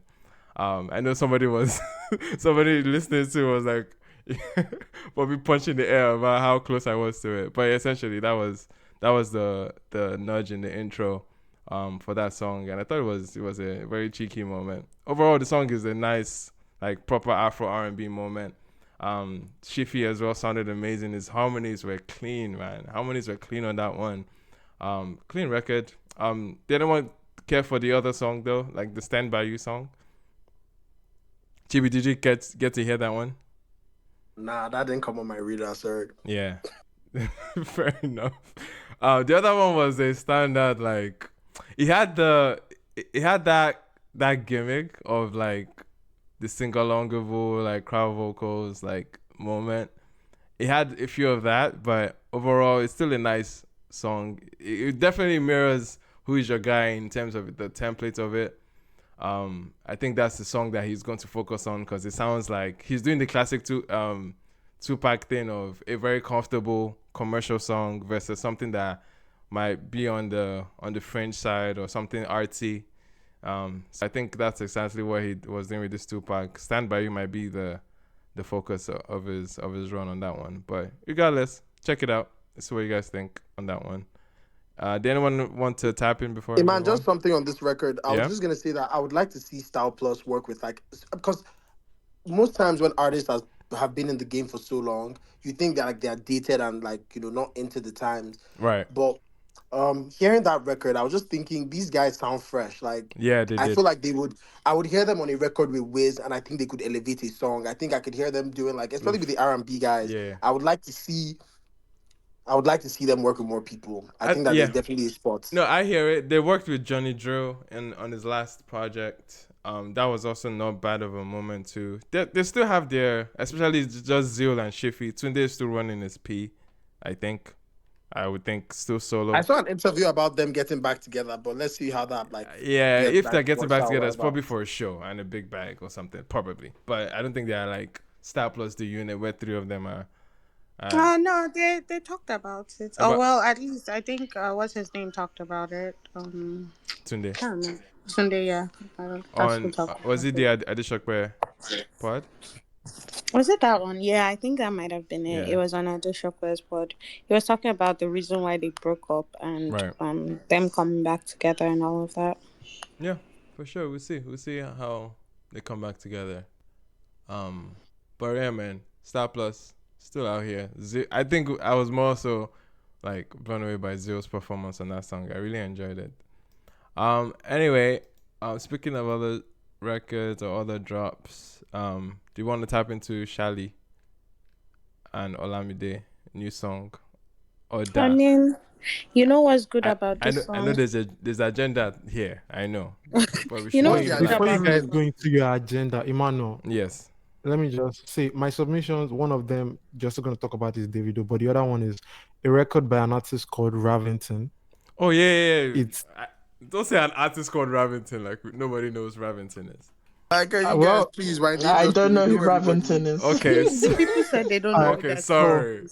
I'm sure He dropped the project called Melancholia, right? And there's a record on there called Wasting Time with Mustafa and NG. I don't know if I'm pronouncing this lady's name right, but probably the thing is she's a producer, she's a producer. Yeah. Okay. It's AEYI. I don't I see it. That record is amazing. That record is really good. Nice. Like that's one of the records I've actually been playing so much since. It's called Wasting Time. Okay. I'm going to not be honest actually. What? And only talk about the song. So basically this is where I'm being honest. Sorry. I was about to say. Wait. I thought you said you're I'm so confused. You said you're not going to be honest. Oh, so you've been lying to us this whole time? I'm not going to lie. I'm going to be honest. Fair enough. Wait, so Dante, you're telling me all of this was a lie? No. Okay, let me tell you what's up, right? I like this song, but I can't give statements that do not progress the conversation. So I really like this song so much. Oh, okay. Okay. So you just have okay. Dante, I love you, bro. I swear down. I swear you're so interested. Record that doesn't progress the conversation. Essentially, you have reservations about the song, and it's not making sense. No. Wait. I think he's trying to say something without saying it. All right, so I wish that you guys would go and check out this record. It's called Wasting Time. Yeah, but I came out. But do you have reservations? Is that what you're trying not to fixate on? Reservations. Yeah. So that's the problem. Not about this song, it's about something else. So that's. But you have to do it.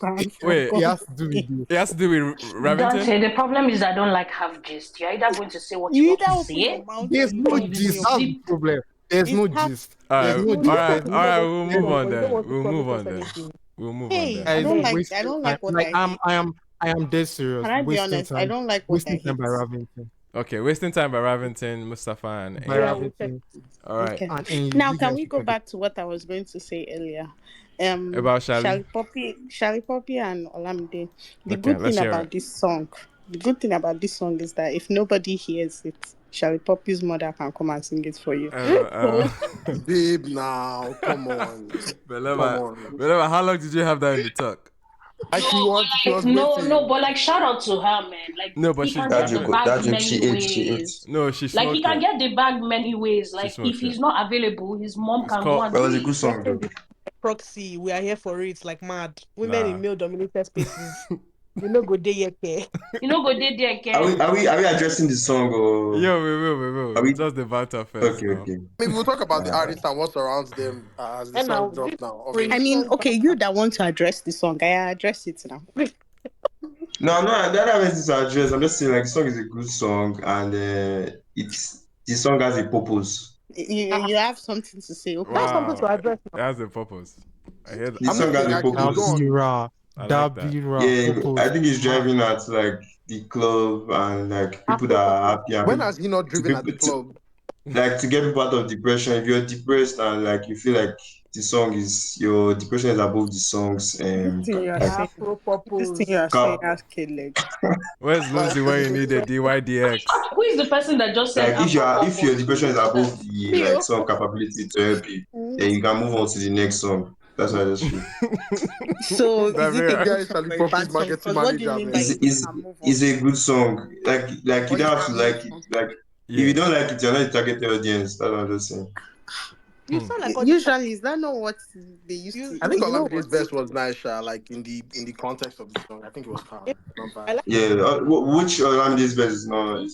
LOL. You can't point out one Olamide's verse. Okay. Can we get to the obvious points on this song? What's the obvious point? There was an It's a good obvious song. point. I thought Huh? the It's a good obvious song. point was to. Yeah, They it's said a, the it's a point it's was a to get I believe it's a good song purpose. too. I believe it's a good song They too. said the point was to get purpose. There's He another had a whole obvious point. Macham thing, right? Is it the song? Right. Well, yeah, Okay, pretty Yeah, I I think was just yeah, trying it's to not. continuing the Rema Yeah. wave. It's yeah. continuing yes, the yes. Rema wave. Yeah, Chibi, people would obviously again. I think there's a conversation to be had here because obviously Rema, he reset the game. He reset the whole fucking game with yeah, that album. Yeah. I mean, I yeah, think that I wonder if even if Rema did copy that from Shally, like being influenced from him or got it from him, like as an artist, why would you want to put out something that might have a similar sound as somebody? Only if essentially that sound is so important. I don't see the need. I mean, the comparisons are there. mm-hmm. If I was an Mm-hmm. artist, I would do something more original, but that's just me though. Right. Thank God that's just This song has Yeah. the genre. Oh, sorry. because I feel like Sorry, Chief. Go ahead. I was on this space before Rema dropped the album. I was fighting for my life. I was fighting for my life. The album will not bang. But the album Sorry, banged it, Deborah, and I please mute. it was a much needed reset on the sound of the whole Afrobeat industry. And they're starting to let that log drum shit rest a little bit. They're starting to leave log drums for the original owner. Now my thing is, I agree with Chibi, like if I were in their shoes, I don't like being compared to other people. I don't like if I drop something and telling me I'm trying to copy this artist, Keniko Keniko. Now, yeah, there's a whole template. I think there was one. Was it Hyde or one of these IG artists? Was Boya Hyde or one of that guy that said Yeah, Cade. even know that guy Isha said Rema inspired him with Ozeba so much. He now went and made this one. I was like, if why you don't have management? You thought that was a bad thing? Not I think Like as an artist, there's a way to do it and not the way he there's a did way to it. say it. There's a I way think so for to sure. like Like you don't, if you're gonna be inspired by somebody and put out a song, you just don't say, "Oh, he actually come on." said You know that now. I'm Like we just sorry, talked about I media don't agree training. with that. I'm sorry, I Hold on don't a agree with Yeah, that. but second. can I Can say we something? Can I say please? something? Like Can we there are actually two types of let people in Chief the finish her music train of industry. thought? Like Because No, she's I from my think fighting for observation, her there are life. yeah. people that ride the wave and there are people that Hi. create the wave. Okay, I'm okay. Chief, fighting I tried. like Sorry. No, I I'm fighting think Chibi was even supporting Chief. I think they were going back and forth. But yeah. old Oja will never die. I remain.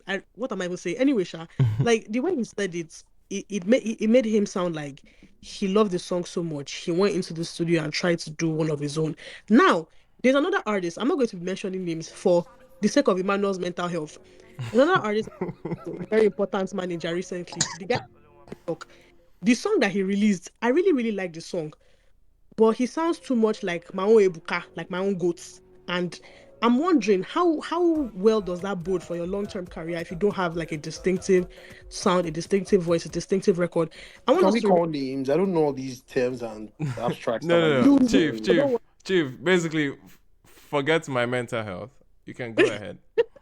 yeah, when Donna once signed serotonin and everything, this song that he released May 10th Cause that one I did not even click. To be honest, I was actually confused. was Ah, the that I was knew Ebuka literally was Victor by bro. then. The exactly. moment she said it, I knew exactly who she was She talking said about. Ebuka, and I was like, who? and that's Ebuka goat. is Victor now. You say Ebuka, you Okay. so yeah. Oh, I see the comparison now. Fair, okay. I still haven't heard that. Serotonin. Anyway, sorry. Move on with your point. So yeah, the point being that it is not always a good or fantastic thing for you to try and recreate what somebody has already done. Because the thing with these artists is that they will enjoy the wave or the numbers or the cloud when it comes, and then they will not have the audacity to be annoyed and irritated when people keep comparing them to the person that they are to copy in the first place. I've seen this time and time again. It's so irritating. There's another label now. They lost two of their fine boys. One to Blown Boy, one to Maven. They now went to go and sign the one that looked like the one that went to Maven's. That is now what they are using to market on the timeline. That this boy look like Rema. Do not put the link to his music under. This boy look like Rema. Do not put the link to his music under. Now the boy is going to drop a song. Now I don't know what the song is going to be called, but I know that he's going to drop a song because I was the one that quoted the tweet with, "Oh, you look like Rema. Drop Ozeba Part 2." I now later found out that he's not actually a model. He's actually an artist in his own right, signed to Johnson World. That Rema left for Maven. Why is the sense? I need someone to break it down to me. What is the sense in that? Because now this other one that we're talking about now is he made a record. The only reason Shallipopi can get away with it is because he's fucking Shallipopi. He will do another one that will use to dance this December, and everybody will be very fucking okay because he's Shallipopi. These other niggas are not fucking Shallipopi. They are copying these 3 templates they will copy. If they don't copy Wizkid or Brenner, they'll copy Rema. If Rema does not work, they'll go and copy Victoni. And it's like these people are actively putting out art that feels true to them at the time. As much as he is as an album was a cultural reset and was fucking crazy and everything, they don't have the mind to do what Rema did. A lot of them, their mental health cannot stand this. They run mad. That's why Spyro too went and then he was telling, was it Spyro? That one that was telling us that he's now a gospel artist, that is no longer singing Things of the World. The one that he's singing now is Things of Where? Is it of Hellfire? I don't. Man, they didn't swear in that song. I tried to listen for that and I noticed there was no swearing. I was like paying some attention. Hello. But like, sorry, like before, I think before this is, I think the only person I know that comes close to like experimenting on like new sounds is like Wiz. So mainstream, like, because I'm a very wicked Ote babe. In the Ote scene, they're always experimenting. They're always doing. that one, don't worry. Those ones, they are like that. They even, I think they influenced the new wave of like the They way did. we make They music did. right now. They did. Like So heavy. in my mind, they have the bravery and the audacity to do their music, and the thing is banging. It's working for them. I mean, they are kings in their own lane. You now come to all these ones in mainstream. How can you copy someone bar for bar, flow for flow, and then you now come and But complain? All right. but you know the thing is, most people now they're like in the mainstream, they're worried about creating hits.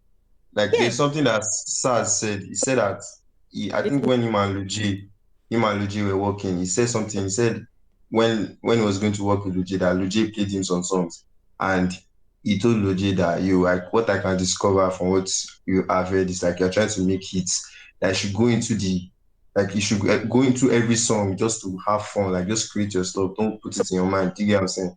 So yeah, I feel like people need to like just do their own shit, like just stand on your own lane. Okay. Can I You know what? reply It's you, easier to please? say that All right. than Can I reply Yeah. to you? business though. Yeah.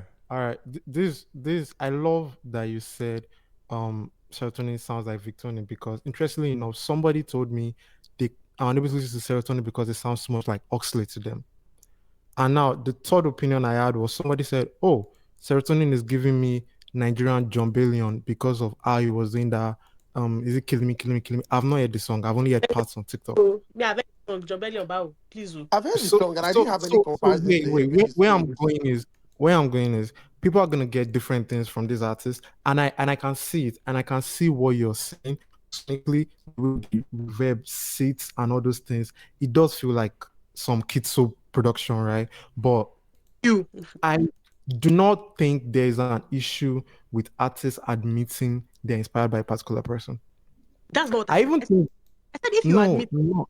you're angry when people compare you to the artists that you're trying to copy in the first place. That's what I said. Yeah. But we don't know that about Cade. We don't know that Who about has Cade. been angry? Who has been angry though? Like I just who has one. been angry? There was a time I can't remember who it was. It was there was a time that this person, it was not even like a direct comparison and everything. Rema is always angry that they're copying him. He's always ranting about it. No, she's speaking from. I don't think that's That's what anger. she's- That's just him talking the shit, to be honest. No, but even what she's saying is not even for Rema. She's saying it in the sense that the people that emulate. People that are emulating. She's speaking from that perspective. I can't think of anybody. This is where ego comes in, right? This is where ego comes in, because like, at the end of the day, you're inspired by something. Yeah, now, that's the thing.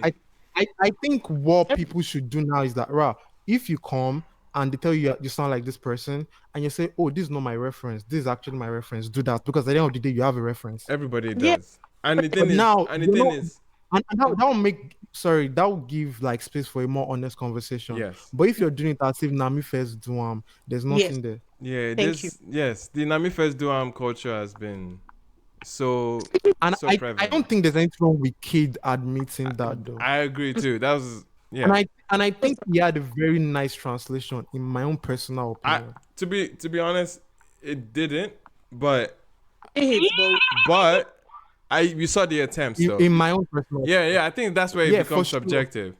But Bro, I think the flow right into the chorus was sick. That's like when I played the song. No. There's parts of it that was solid. No, you're absolutely right about that flow into the chorus. Yes. But when you're trying to talk, Chief. Okay, sorry. Last one. I was in more general whatever. I was also going to say the fact that everybody does not exist in a vacuum and everybody is scared to admit that, okay, everybody is inspired by somebody. Like, you grew up listening to some people. If you grow up listening to great artists, it's going to reflect in your music. A perfect example is, let's say, Wande Cool and Fireboy, Wande Cool and Oxlade. Those comparisons will always be there, but you can always say Fireboy is a distinct artist from Wande Cool. That's the perfect example I was going to give. Now, because these people are copying from other people and are emulating and are doing rubbish, some of them are poaching producers and everything. That is why we're having this problem earlier in the year, where everybody was just coming up with one Afro fooling or the other. One say he's doing Afro life, another one say he's doing Afro emo, another one say he's doing Afro something. I'm like, that just doing Afro fusion. It's the same fucking thing. Not that it's the same thing in terms of like sound, but you are still very much under that Afro fusion umbrella, regardless of if you fuse it with rock, if you fuse it with R&B, if you fuse it with pop, if you do the normal Afro. The only person that is actually doing something that is very, very distinctive and the non-name is Teen Afro any foolishness is still Ashake.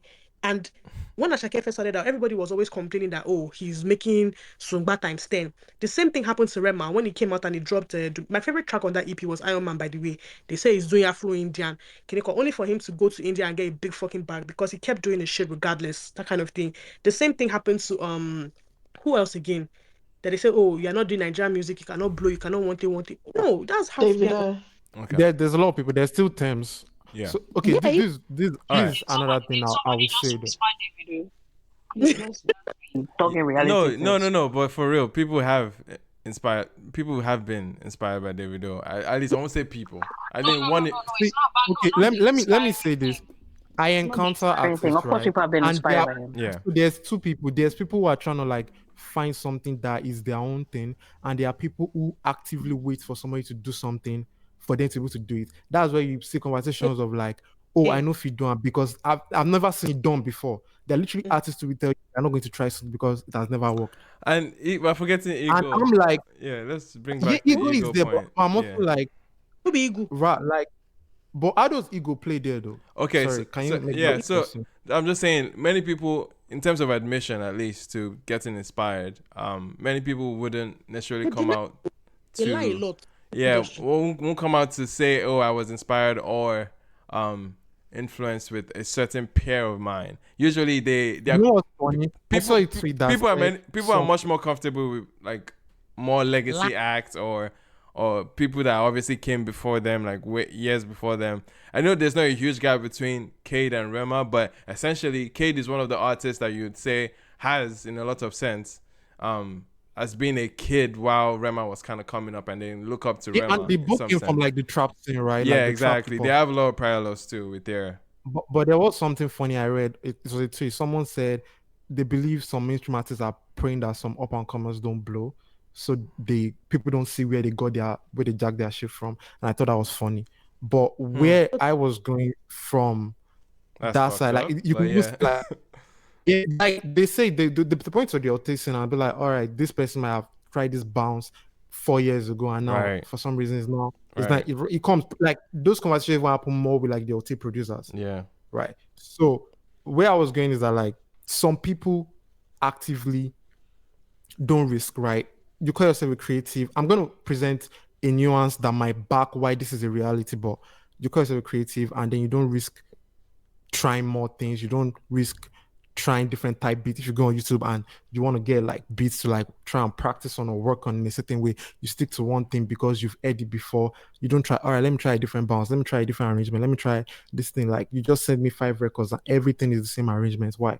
Like that's like where I'm coming from. But then these people, when you also look at like life, there are people who go into law, medicine, engineering because they saw that those were the people who had money around them. Am I making sense? So that when you now come into music, you want to do exactly what you feel as work because you feel that's what made people money. So that's where some people are coming from. All right, let's bring it back. Let's bring the conversation back to the new Shallipopi record. I think it's safe to say, obviously, you can hear a lot of the at least the tempo of the beats, the sonic direction, a lot of it's mirroring some songs that, because of recency, essentially. Even though we all know where Rema took the inspiration from, Rema, obviously, like at the end of the day, we all know nothing is new under the sun. It still comes from somewhere.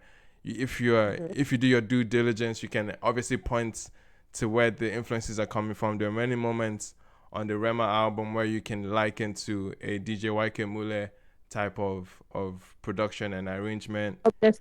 You could see many instances of it pour back to the Afro EDM wave that we had early in the 2010s as well. There are so many, like obviously the Habesha culture as well, the sonics of that space too poured into. There were so many places, and that was the beauty of that album, is that there were so many influences poured into it.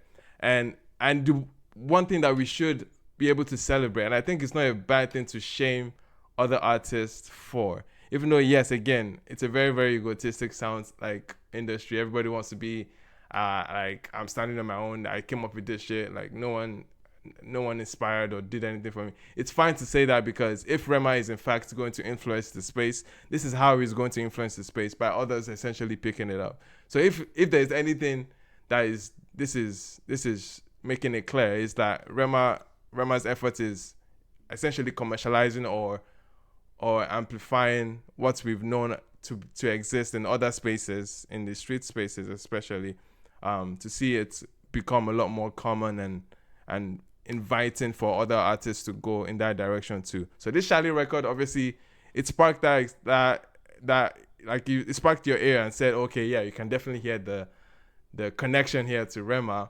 and obviously they're both Edo boys. They have some parallels just by the nature of their development as artists in some way, and especially how Rema almost tilted to Shallipopi's headspace, a lot more street leaning on that album. Shallipopi would be one of those other influences that Rema tapped into for that album.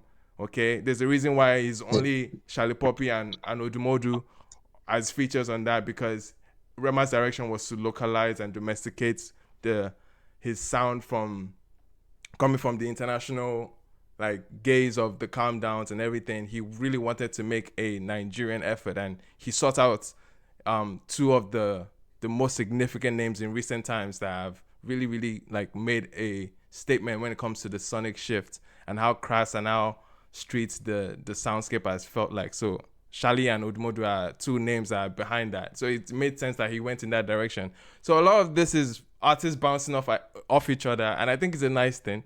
It shouldn't be a thing where it's like it's frowned upon and shamed on that Shally is going that direction of a Macham, because I think, to be honest, Shally needs this. His last single made it clear that there's a certain production style and template that was very, very like, bro, it's wearing out. Like the fatigue was kicking in on that last single, and I love that at least he challenged himself a little bit by going somewhere a little bit different of a drum arrangement and tempo. And I think it came around to a standard Shally like club banger. And shout out to Bado too. To see Bado work on that like pace. Obviously he still had to definitely lean forward and be a lot more intentional, because I think Bado right now is at the pace where he's a little more laid back when his delivery is there. Yeah, but right now this tempo obviously challenged him a little bit, and I love that he came clutch, of course. I don't hate the song. I actually like it, but I know the conversation of influence would be one that would stand out. But anyway, any other thoughts on that one, man? Yeah, I actually had a thought. I felt like it was definitely copy and paste. I'm sorry, like I'm not even gonna. Yeah. Like Sure. it was copy and paste. I know everyone's talking about influences. There was no. This was copy and paste. If you have Mac, Command V, like it was. It was. Oh wait, what happened to the Windows user anyway?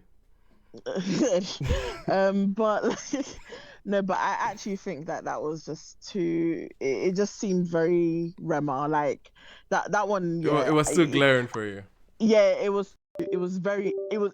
You know when, like, for example, you know when you asked I think you asked the question on Instagram, can you hear a certain influence? Like people started, they don't know actually until when you said it. This one, from the very first time he did the first song, I could hear it, and I feel like from that you just know it is what it is, and it just it reeks on originality. If that's even a word. Oh, okay. Does anyone agree with Nai? I want to say something like I want to oppose. Wait, I want to oppose what you said. Let me just finish my let me just finish my point quickly.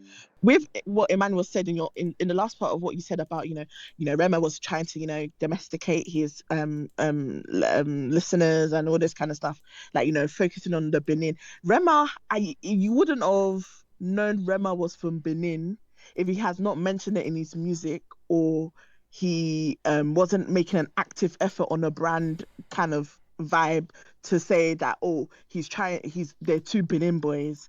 Listen, up onto that song, and when he's let's say straight out of Benin, like you will not know that Rema is from Benin. So is the case of whereby, like, I don't think that actually has anything to do with it. I don't think even from his album that there was any form of Benin kind of, like, how Shallipopi, when he sampled that Benin Oba piano, yeah. Yeah. That's piano. when that's Sorry, I know that somebody wants to go back at Naye, but real fast, I just want to say, is Rema's bat a joke to you? Is the old bat thing a joke? Sorry, I'm not taking as a Benin. So I know I always say. Remember, it was the UK girlies that didn't understand what was happening. No, I beg you. And they were scared. Even sorry, and they ran to TikTok. Yeah, but sorry, like even it's you people in the UK that don't know what you Bellama, did you know? Yes. No, I think to be fair, a lot of people did several times. A lot of people didn't know the bad thing was. I beg you, even if it was affiliated, I reject it, because from the half Benin. You want to reject the bats that are flying. But anyways, my point is that, like, as someone who's also obviously been in, I feel like I've never, up until Shallipopi, and that's why people were so proud that we're seeing another side of Nigeria. Or when Rema has been in the game, how many years before Shalli? Why didn't you guys say that you're seeing another side of Nigeria with Rema? Up until he started doing Benin Boys. I think Rema was waiting for them to come now. No, to be honest. No, you might talking about where the soundscape is with, like, street music being more accepted. There's no soundscape, because even with Rema's what's it called, HEIS or HEIS, like that album alone is I think it sounds like nothing. And when I say it sounds like nothing, I mean it doesn't sound like it was influenced from somewhere. It just sounds like Rema. No. Wait, I wanted to say. Wait, Naye, you are going somewhere until you just. No. I think probably the way I'm saying it in, like, you guys think it's an insult. I'm not saying it as an insult. No, I'm saying it as I wouldn't identify it with a place or a certain influence, I will just say yes. There were certain influences from, I don't know. I can't. I'm even saying that just to make you guys feel happy. Don't say that. Yeah, then. no, I'm just that saying you didn't that know some of the influences happy. it But tapped some of them in. were from your like childhood now. Like those were like yeah, some old like school, on some Nigerian on beats. some Zulezu Kiriwa type thing. Like, come like on. there were so many influences that were. There's so many Okay, things. probably Even just on Azaman. Yeah. I was not I was you could say that I was not. They said that you're educated. the one that is not tapped in. You need to. But wait, I wanted to say I'm naive. Okay, continue. Yeah, no, continue. Say what you want to say. Well, I wanted to say something like I feel like this project, this is I don't give about it, was even influenced by like this Shallipopi wave. Yeah, that's what people don't know. Like, that's like why if you listen well, like yes, Naye, like Naye, the there's approach. There's a reason why they're the only features there. There's a reason why they're the only features the manner of approach, to like a lot of the songs on that project was like this new Benin wave that's Shallipopi, old school Wizkid, old Wizkid, old Wiz. Then some like Rema is weird, like some indie music and like trap. Hits vibe as well of like the beat. Yeah, and he said it. 2010, he literally said it. It's not even a case of like, oh, we're just like speculating. And in my song said, I think you read something back in 2015 when you listened to his album. And in my and in my song said something on like YouTube, like one song was reacting to it, and it was like saying something. Said he thinks like this, you can't take this sound away from Shallipopi, even though Rema like did something with ease, because it's like he took the inspiration from what Shallipopi was doing, because Shallipopi is the one that brought this new sound to Benin. Like, do you get what I'm saying? Yeah. So yeah. I feel like we're confused. Wait, sorry. What does is it Godon Mayor? What's his name? He had like a viral Amapiano record. Where does he play? In the grand scheme of things. Goya Meno. Thank you. The sound was different. Like the sound. It wasn't the same, yes, but it was still Amapiano. Yes. And he was everyone's Amapiano. Yeah. Well, I guess then that's a compliment to Rema, where he can use influences and make it his own. Because I cannot hear the influences. Even Ashake, you couldn't hear Ashake on Yayo? That's what we're saying. I heard Ashake. I swear. Like, come on. It's obvious what he was doing. But like, was something new. It's something new. Okay, yeah. I agree. For the first time, and I said, where is Ashake? It's not, yeah. Put like, him on again, nothing is new. Nothing is, if you do your due diligence, you will still seek back, and even if it's intentional. I'm not gonna lie. Even if it's unintentional. Like, in many cases, it's unintentional, but there's still something that has happened like that musically. Somewhere else. Anyways, I think she has not tapped in enough. Like, no. The honest truth is that you guys know me. Like, I'm a common. What did they say? A common listener. So when I'm listening to a casual listener. So when I'm listening to music, Benny, I'm not listening to that beat. It reminds me of 2005 Barney. Like, I'm not doing that. You guys. Let me tell you something. Hello, Naye and Burna Boy, there's no difference. Common people, common persons. You know. Naye is Burna Boy. But yeah. If Belema don't try that again. You see that thing that you just did. Don't do it. Yeah. That joke that you just made. Don't try it again. I know. So are we gonna finish off on the Shally topic? But I can't believe I waited here just for Davido, man, guys. I know. But haven't you enjoyed the conversations before now? No, it's great. The Shally one was good. It's like so long. Saving the best to last, because I know it's all gonna be good reviews. This is fucked up because my camera just had a moment right now, so you guys will be able to see. In Jesus' name. Not Davido disrupting the camera. Yeah. Okay. But anyway, man. It will capture this moment. Emmanuel, can I start? Sure, now. As an honorary 30 BG gang member, I'm not going to even deny him today. Like, I said this before you remove my energy from me. Wait, let me begin the conversation. So I know some people, because I feel like from just the reactions, I know some people will have, it's normal. Listen, it's his simplicity is what makes the song. Like, he doesn't have to do too much, and I feel like the chorus is just so Davido that he doesn't even need to try anymore. I think it's no longer about the lyrics, it's no longer about, his brand. It's just Davido's, I don't know, his tone on the song that I think just makes the song what it is. He cannot, you see how we've just spoken about influences and copy and paste. Listen, he cannot be replicated. Even if someone is influenced by Davido, it's very hard for you to even try and match it, because it's something that I feel like he just has a different spirit. But on a serious note, and I was serious before, but I'm going to get more serious now because of the song. The song itself, I think I wouldn't have put YG, Marley, and him together. However, I feel like YG Marley needed an upbeat. I'm happy that I've seen this side to him.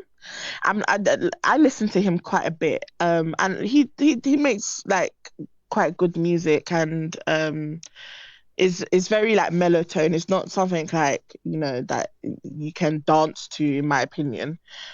But this was just amazing. I feel like it was a perfect blend. It was a good combination. And I feel like when we go to that conversation about, Davido, his energy on different songs and like what he brings to the table is always distinct. It's always defined, and I think he's done a great job on this song.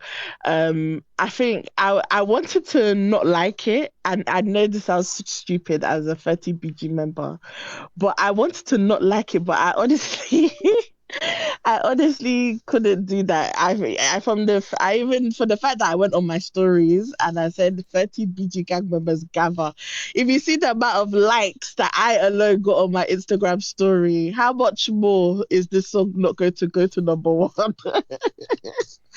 But yeah, I just think it was a great song. I'll give it a 8 out of 10.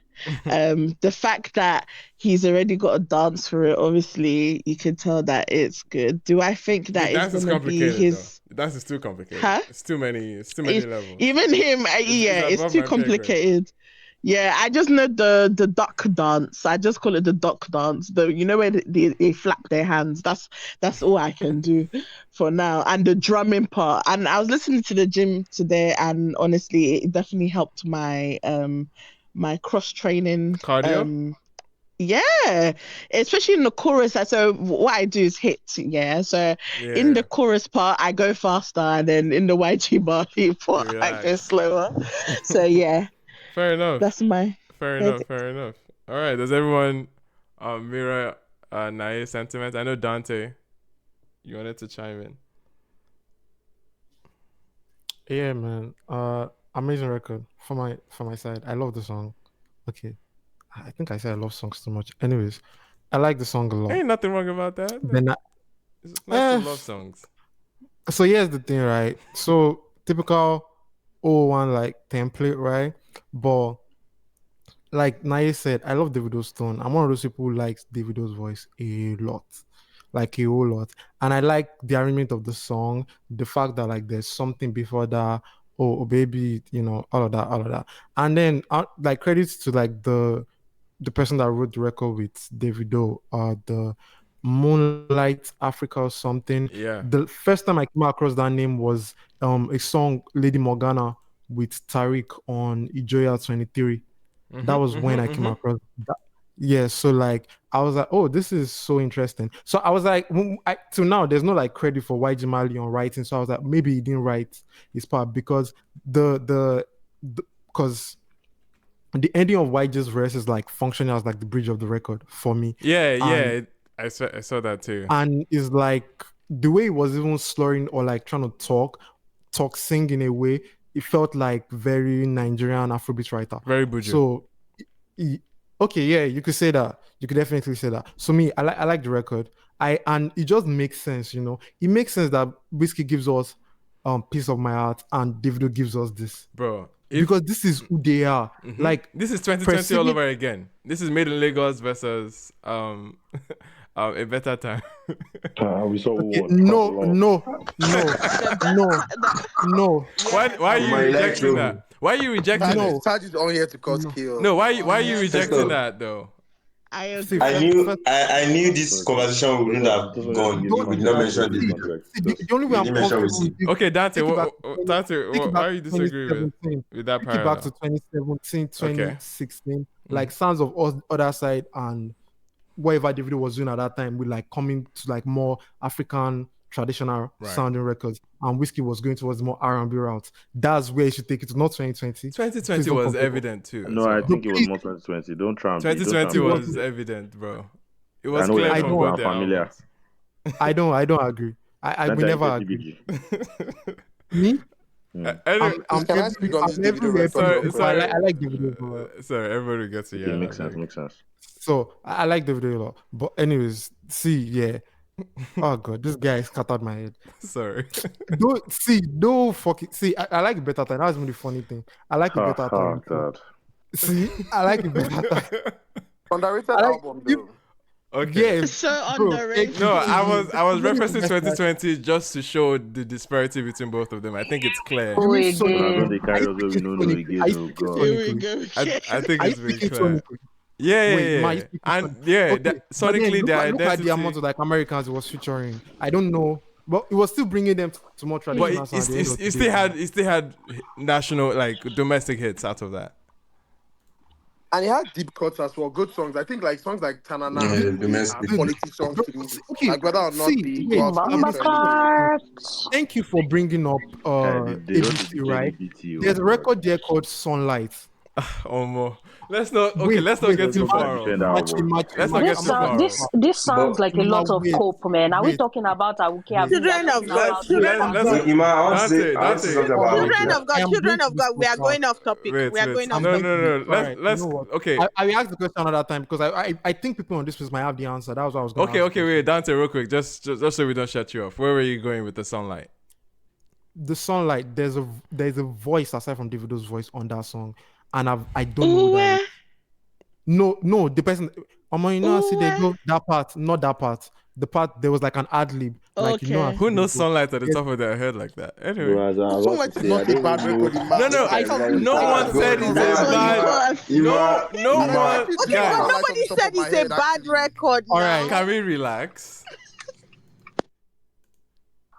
Please, let's be calming down. Nobody is punching anywhere. I never said it was bad. You might be inside. Wait.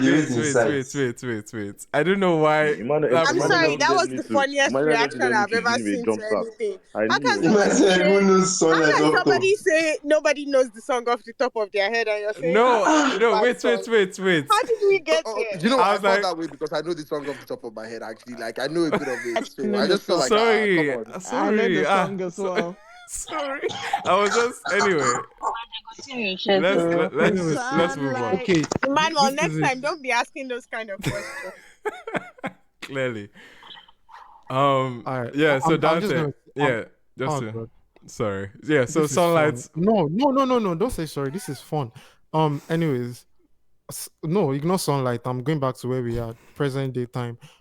Piece of My Heart, then AWUKE. Makes sense, right? Makes sense so much that it bothers me when they try to perceive the artist in the same light. They are both superstars, like they're gonna get compared at the end of the day, but like perceiving their music in the same light is weird to me because it's not the same thing. It doesn't even sound like the same thing. Not vocally, not through production, of course. Not through like how like. I don't get the comparisons, honestly. Like why you compare? I mean, I get the comparison. Come on, guys, though. we should get the comparison. That's why I say it is everything but the music for me. Yeah, exactly. It's a status thing. Guys. I think it's mature to even compare stuff. What? It's immature to compare. Naya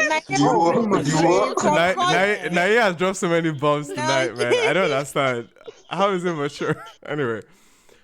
It's mature to compare because you can like show the distinctions between them because they're different. Okay. So I mean, time, like, there are distinctions, and I think that's why. I think it's because people go to bread seller for what somebody that sells vegetable has. Instead you're supposed to prepare vegetable. Wait, so who's the bread seller in this case? Any one of them could be like I could. I know. You're just trying to be messy, Emmanuel. No, guys, can we all relax today? You might just instigate for what you did. You could just drop on like bomb. Anyway, dancing. Anyway, dancing. I hear you. See, you know what? I think I want to wrap up because, anyways, I think it's also very glaring this year. Like these artists who know what they are doing are very clear about what they want to do. Fireboy and Rema, for instance, their records that they put out this year, it's very clear that these are two different types of artists. Mm-hmm. So sonically, the comparison is weird. Right. Because I don't know how HEIS and Adedamola would do the same thing for you. Like in what world would do you get? Mm-hmm. If it happens for some people, they can come and explain it to me, but like it doesn't make sense. So that's why I'm like, piece of my art and AWUKE are not doing the same thing. Right. So sonically, nothing like that, no comparison for me. I like the record a lot. I hope he achieves whatever he wants to with this song, but then I'm like, what's the album gonna sound like? Because I know there was a clip saying like, oh, the album is gonna be like in May, because this is not giving me like anything, and I don't have any expectation. Has any Davido album giving you like anything? Okay. It looks like Taj wants to. Okay. Wait, Taj, are you anti? Wait. No, but that's like a real. There's no Davido album that sounds like anything. Anyway. Yeah, there is a good time. Sounds like what? It sounds like a good time.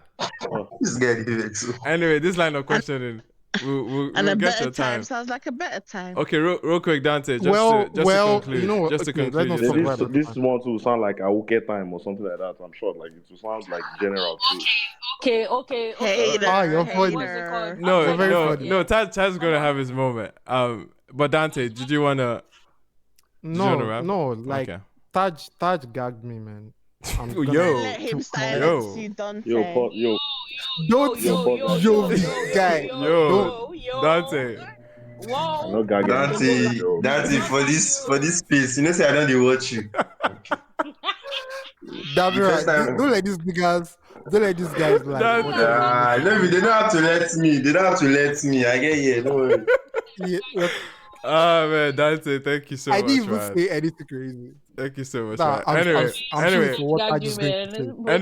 real quick. I know Taj is just coming up. He hasn't necessarily added to any conversation yet. So Taj, you want to go with thoughts on this one before I open the floor to everybody else? Those of us that raised up our hands. Wait.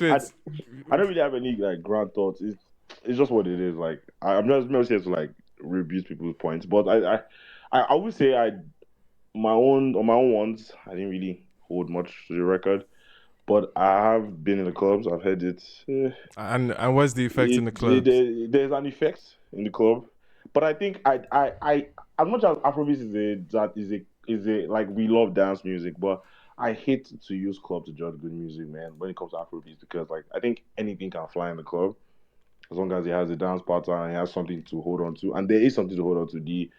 The part that Emmanuel you even killed in the first place, you know, it works for the clubs, right? Mm-hmm. And the AWUKE sounds pristine. I just think the chorus works. I just think everything else about the song is kind of flat.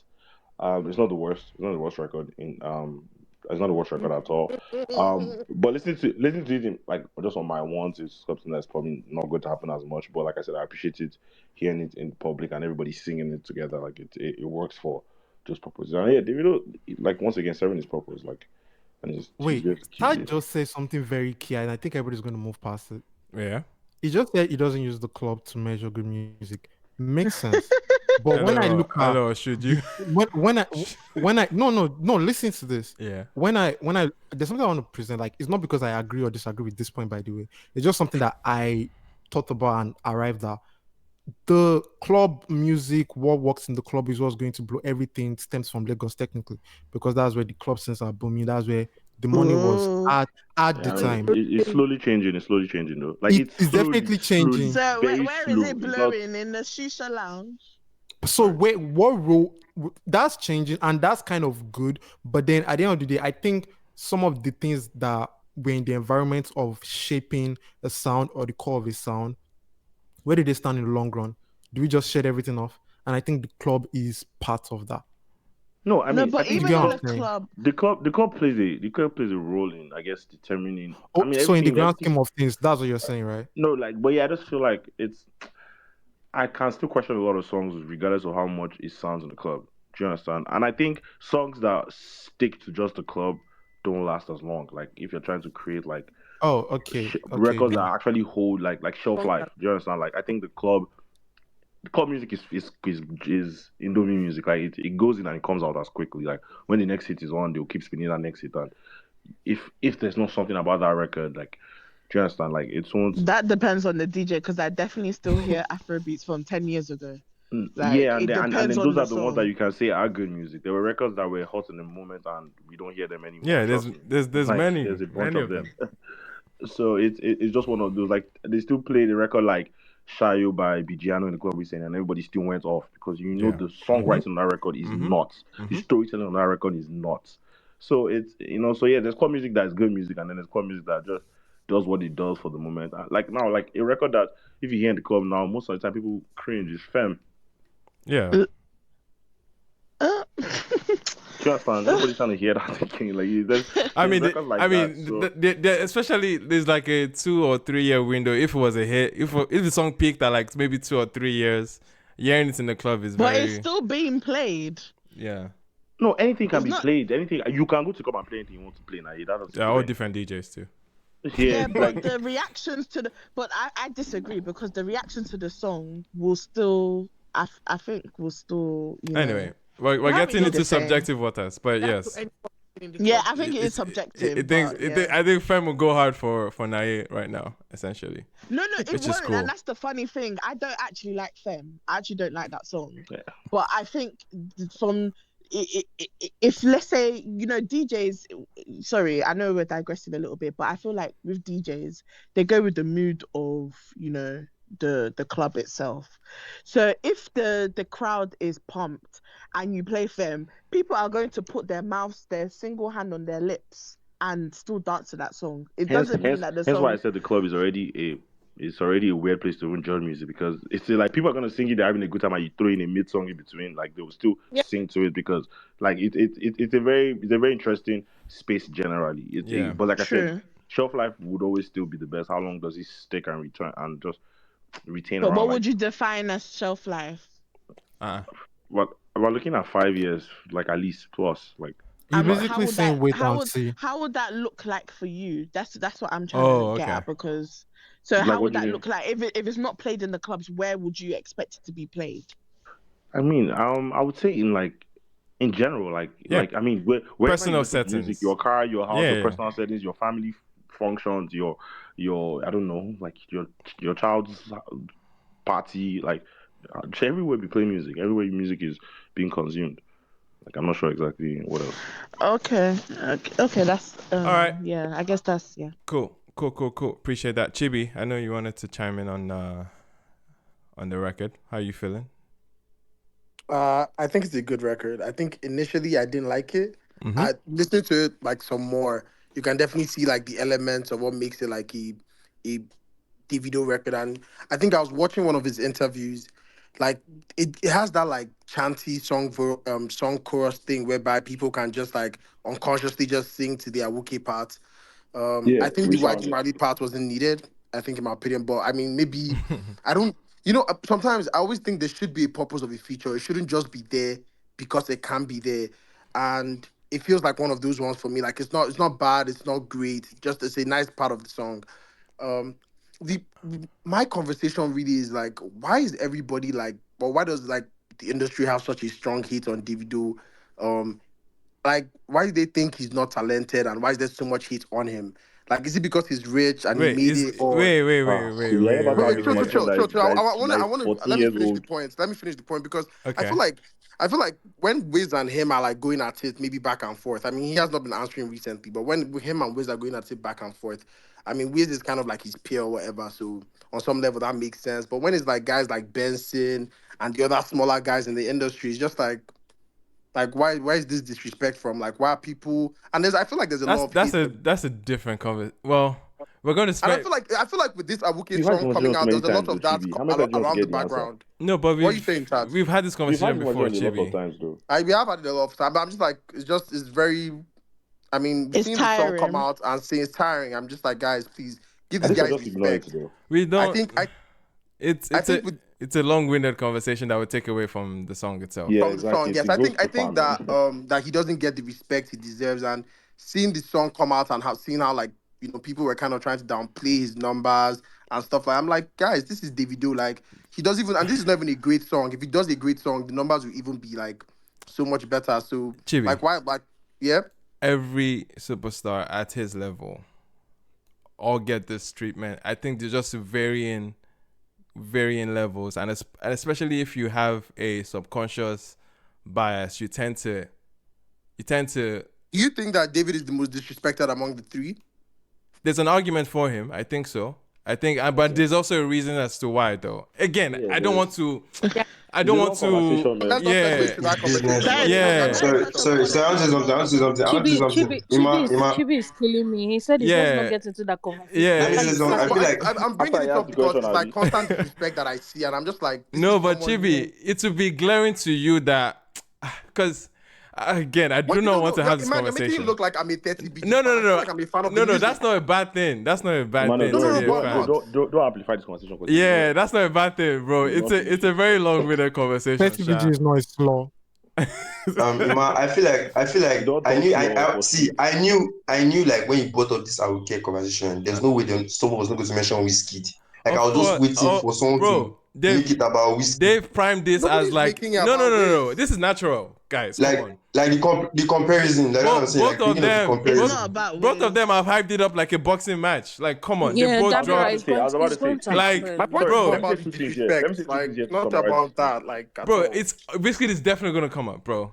Like, let me say two things about the situation that will kind of answer both your trivia. Like, just for myself, we can leave. At the end of the day, being disrespected, I get being disrespected, but at some point, you have to demand your respect yourself. And I think Davido needs to move like that. And once I don't know when or whenever he wants to start, at some point you're going to have to demand respect for your own self. And that can come in so many ways because we can't start breaking it down. The characteristics of demand respect, it can be from how you move, how you talk, your circle. Like there's so many things. But like it's also tactics though. Like that. It's also business. When it comes down to it, the bottom line is this: respect or no respect though. Are you making good music? That's the real question. And are you making money? All right, can we nip this conversation? So we don't have to focus on this. Sorry guys, let's move on from this conversation because I know we're going to stay here forever and it's not really progressive. Sorry, please, I have a question. Does anybody know what AWUKE means? Like the chorus? Does anybody know what AWUKE is someone's name, right? It was a girl's name. That's what I'm guessing. Is it? Is that the fact or? Because he said it means nothing on the interview I watched. He said it means nothing. He thinks it means something in Yoruba, but for them it was just like he feel good. Like the songwriter came up with it during the session or something. It's like the Robuchi? Is that what someone said? Nice one. Basically, it says like the Robuchi. Sorry. Let me quickly say this. Ima, sorry, let me quickly say this. I feel like it's all tactics, like business tactics, because like you have to have people talking about a particular thing to create relevancy. You get what I'm saying? Like, yeah, most of all these influencers, they are paid to talk about this, and even all the bad things that they see, say some of them are actually saying it from like a place of like promoting the brand, like just keeping the name in people's faces. You get what I'm saying? Because hate is a very big promotion too. Like when like an EP comes out or an album comes out, like there's some people that they put in place to actually say, shit is like to just say questionable shit about it. So, yeah. Yo, this is 2008. Yeah, I don't believe this call. I don't believe that one shot. Wait. What is there? Wait, why don't you believe?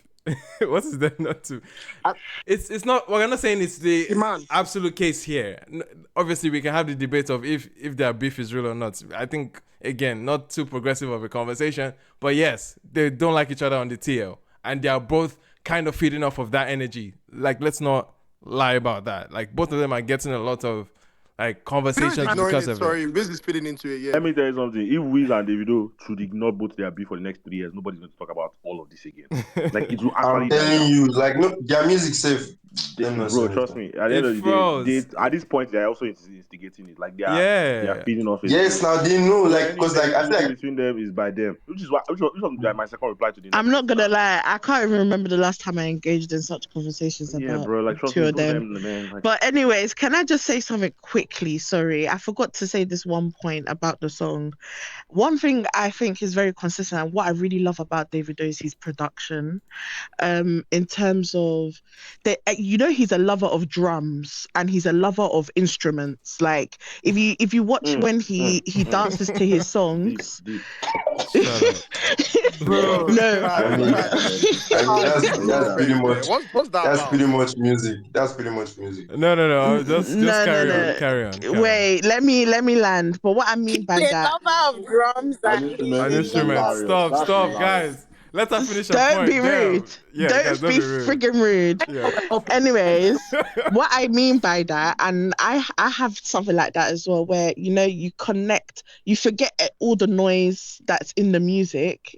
Guys, I'm sounding very stupid, but you forget about all the noise that's in the music and you focus on that one drum. That's what I get. I hear that in this record a little bit, and what I mean by that, after the chorus, no, when he's about to get into the when he goes like, do me baba, then it's dun dun dun. I really love that part. Like, I know it's such a small part, but honestly, little moments like that in the record, I think make the record beautiful. And I know people are not going to notice it because they're so concentrated on, is it a hit? Is it this? But it's those little moments in the song that I actually enjoyed more. And the drum part that he also demonstrates in that dance, that long dance routine that no one's I'm not trying to learn. In the dance, they do like a drum part. Yeah. I also appreciate that little drum segment. Yeah, and I feel like in comparison to other songs that I hear, I feel like I capture those moments in a lot of Davido's songs more. Right. And yeah, so that's what I just wanted to say. I noticed in the song. Arrangement, for sure. I hear that. Yeah. Anyone still want to chime in? I know VJ Brenner hasn't spoken tonight. VJ, what's up, man? I was gonna say the song sounds like how I put it. Sorry. Like he did his thing where. Sorry, did I say VJ? Right? I said VJ, right? Or who's speaking? Is this you said VJ. It wasn't him. So, said VJ, wasn't. Sorry, it's VJ speaking and then you can go. Sorry. Is VJ there? Okay, it looks like VJ is not active. Alright, go ahead, Kanye. Speaking of Kanye. Yeah, so I was gonna say the song was. Sorry. Yes. I'll say speaking of Kanye, I was just trying to remember the 2007 Kanye West 50 Cent build up to their third albums at that point. Anyway, wasn't that more friendly? No, I know that was that's exactly what I was about to say. Like, obviously that was a friendly thing, but we're kind of seeing that type of like head to head when it comes to their releases for this last two singles. Obviously they're very close in proximity and their release dates. We saw both of them actually say that they were dropping snippets on October 1st. They made it like an entire thing, but obviously it feels more like agitated in this case and real as opposed to what Kanye and 50 were doing back then. But essentially that's what it boils down to. It's the polarity between both their drops, and it makes it a spectacle, like a boxing match. But anyway, Kanye rest. What are you saying? Yeah, so I was gonna say it was one of those things where the video just gets away with just gliding on the beat, not really talking about anything. The hook is literally about nothing, as we have all like confirmed. But it just gets away with it, and I don't know. I like it. I'm not dissing the record. I'm praising the record, but like this is what Davido is good. This is what he's known for. Right. I love it. Then I especially like respect the fact that they got what's it called YG Money. He says he got YG Money before he even made his first single. Like, I saw an interview about it somewhere. He said that he did the song with him before they even got the first single. Sorry, Kanye, yeah. I'm struggling hearing you for some reason. It feels same. It's like I don't know if it's where you are. It seems like it's a bit of a muffling. Yeah. Can you hear me now? Can you hear me? Yeah, but maybe it's the speed at which you're talking. It kind of sounds very. Oh, sorry. Yeah. Rush. But go Sorry. ahead. Yeah, go ahead. So No, I heard podcast. he said he did this record with YG Mali before YG Mali dropped his first single. Right. Mm-hmm. It Yeah, says so it, like I says it respect says like it says he knew YG Mali before he dropped the song. before, yeah. So Yeah. like I respect that. Like you have the eye for music, I respect that. I think it's a very good record. And I think this is Afrobeats. If people are going to do the whole whiskey Davido comparison type of thing, I think this is Afrobeats and Afrobeats how it's supposed to be, where it's just a record that makes you dance. Can you hear me? Right. Yeah, we can hear you. Yeah, Yeah, we can hear if you. it's a record that just makes you dance, then it's a perfect job. Like he did what he's supposed to do. And then what Whiskey is trying to do is fusion, mixing Afrobeats and R&B. Right. If that makes sense. Pretty Yeah, much. Yeah. Yeah, I mean, it goes back to what Timeless made it. Timeless made it clear for me, even though I should have seen signs from 2020. I will still pivot back to 2020 because I think it became glaring then. Everybody has a role to play, man. Everybody has, especially in the big leagues, they have their roles. They have the people that are pushing things in the sonic end to other soundscapes. There's people that want to make a mantle or make themselves the pillar of the sound at home and in the domestic phase. And there's artists that they just have their strong suits as well. They have their strengths in one area versus the other. And I've come to accept that since I came to accepting this about Davido in Timeless. But essentially it's been clear from time that he's just cut out for hits. He knows how to structure them to the point where, like, we're talking about club music and everything. There's still an art to making songs for clubs and understanding like human psychology to how the songs are arranged, because that drop is freaking like it's engineered for you to go crazy on that drop. And I think that build up to it was amazing, and that switch up to the drop was, it makes for a club atmosphere. It makes for like a communal atmosphere, and I think there is some level of tact that goes into that, and Davido just knows how to show up for that time and time again. And I think this record showed it again. But the AWUKE melody is one of those very, very like captivating melodies. The AWUKE, it's like very everybody's singing to it. Like it's super like it's just like how like records like Is Plenty. Yeah, exactly. Like it just anthems basically. Like anthems, like what Pisco used to do back in the days when they used to do well, not all the way back, but when they were doing all the they have those songs. Yeah, like, they do. Definitely my testimony. Yeah. They have that just pristine melodies, and that AWUKE part is great. Like you need to see people in the club really like I can already see it. And then it goes into that, even though on a typical I judge that maybe if I ask, but like, bro, it sounded like pure ass like, on the snippet. It's so engineered. It's so bad as an isolation, man. But anyway, because the song dropped on Friday. Yeah. I mean Thursday, right? I was not a fan of it in my home, and then I went to the club and I saw what it come, and how much I was like my agendas, I just had to just agree that there was something here. Like it literally is. Like I could see it in plain sight, right? Yeah. I just don't think it will stick for a long time, but it will do what it needs to do. But once we run down the conversation of big records this year, I feel like it would punch up to that, because TT's already saying it, walking like challenging for number one, and the song we're entering December right now, it feels more like a December record. I would say it's sticking around and being like one of those ones that will captivate people in functions, because it's big on functions, it's big on utility. Yeah. Like I was gonna chip something in real quick. Yeah. I just like almost like off what Tad said. Like the song is a simple song. Like that AWUKE part is so easy to sing. Like a kid would pick it up. Like it's something like a church could almost remix type shit. Like simple songs like that stick in Nigeria. No, it's like we know that. Like and when people do kind of have a chant thing, like everybody can always remember that part. Even if you do play the song a year or two from now, people can always that is like a really simple chorus that they can always sing along to. So yeah, it might stick. It might do the test of time. That's Davido's bag. The verses are kind of simple. The verses too are simple. Yep. Even the way it came in, the first line is like it catches you. It's simple. Yeah. Anyway, anyone hasn't added to I was going to say, I was going to say something. Sorry. Right. Then if he recorded the song before YG Mali Blue, which was like I think last year or 2 years ago. Sorry. Before YG Mali, what? He didn't record it before. Before YG Mali, like Yeah, that's what he said. I saw he it on did, an interview. he did.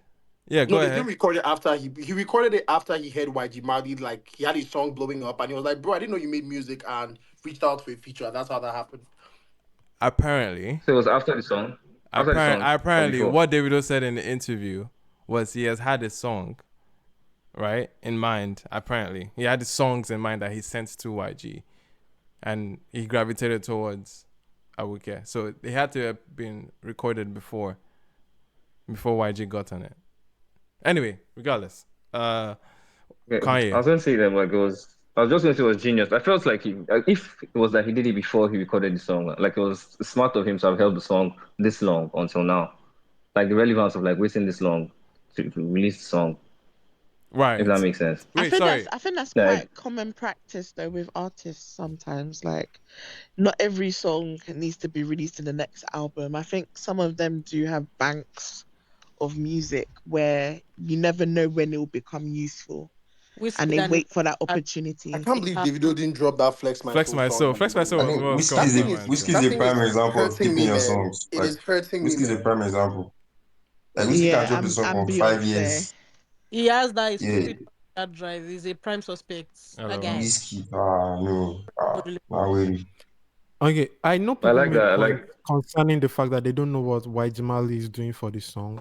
But do you think the song might be doing something for YG Mali? LOL. I mean, it's what Wajimali is doing for I the video. think as someone who listens to YG Money, I definitely think this song helps diversify his music portfolio. Yeah. No, for sure. And I thought yeah, it was kind of interesting that YG went for this song, because you wouldn't I'm actually shocked. you wouldn't necessarily like see him on the song. In some ways it's cool. We don't want the predictable like, oh, give me something reggae or soulful like Chris Brown. Yeah. I didn't want it to feel very predictable of a YG Mali record, even though I clowned like you're throwing YG Mali on top of our piano beat. Because I was confused with that drop and YG Mali, but hearing this rest of the song outside of that like log drum, I'm a piano crazy drop, I can see YG Mali existing as just something just to take a break for the listener's ear, something to help with the dynamics of the song. And it kind of played like a bridge, but it's not quite the bridge, because what Davido followed right after felt more like the bridge, because there was an actual switch in the chords, and it felt like a different headspace. And then we now transitioned back into the pre-chorus, and it now felt like a whole moment. Even though Davido had his own bridge in Tuck, it still felt like YG Mali kind of maybe gave an extension to that bridge. I think he added value to that song. I know people are saying that they could have done without, but honestly, if you just hear AWUKE on its own, thinking about it without YG Mali, right, that's yes, it will do well, but I just feel like it adds some sort of value where I guess like you can when for example when Davido's singing with Chris Brown, for instance, that whole sensational kind of vibe, or not necessarily risky. What's the other song that he has like a soft song with him? But sensational is, I guess, the nearest example. Or yes, I don't know. D&G. No, isn't it about is it in his a better time? Yeah, that's Shopping Spree. A Better Time album. Yeah, Shopping Spree. Okay, yeah, Shopping Spree. Yes, Shopping Spree. Yes, that kind of vibe, I feel like Davido does well, and I feel like he has his moments. He has his moments. Yeah. He has his moments. He's not his strongest. He has his moments of doing well, but it's not I won't say it's his comfort zone. This is not his comfort zone. Yeah, this is his comfort zone because it's more, I would say, yopey, it's more dancey. Yeah. As opposed to the other times he tried to be R&B, but oh boy. Yeah, he's just gone back to normal, and it works. The formula works. Appreciate everyone, man. We got to do a lot. Top 10, of course, as usual. We kicked off. We got to also meet Kvng Vidarr. New artists on the Joeboy's record label. That was fun. Also tapped into new music and everything. That was great from the weekend. Looking forward to more music, of course, next week. there's a lot of conversations about the top 10 too next week. We'll see how all the songs from this week will perform and hold up for next week's top 10 as well. Regardless, appreciate everyone's submission. Of course, if you haven't followed the account hosting, please do so. Also, if you'd like to listen to the playback of the space outside of Elon's app, you can go to Spotify or Google Podcast or Apple Podcast rather, and on YouTube as well. In case you want to listen outside of here, look forward to more next week. Okay, so appreciate you guys and tap in on the TL and of course next week as well. Enjoy the rest of your week, guys. We out. Stream believe. Have a wonderful night. Thank you so much. Bye.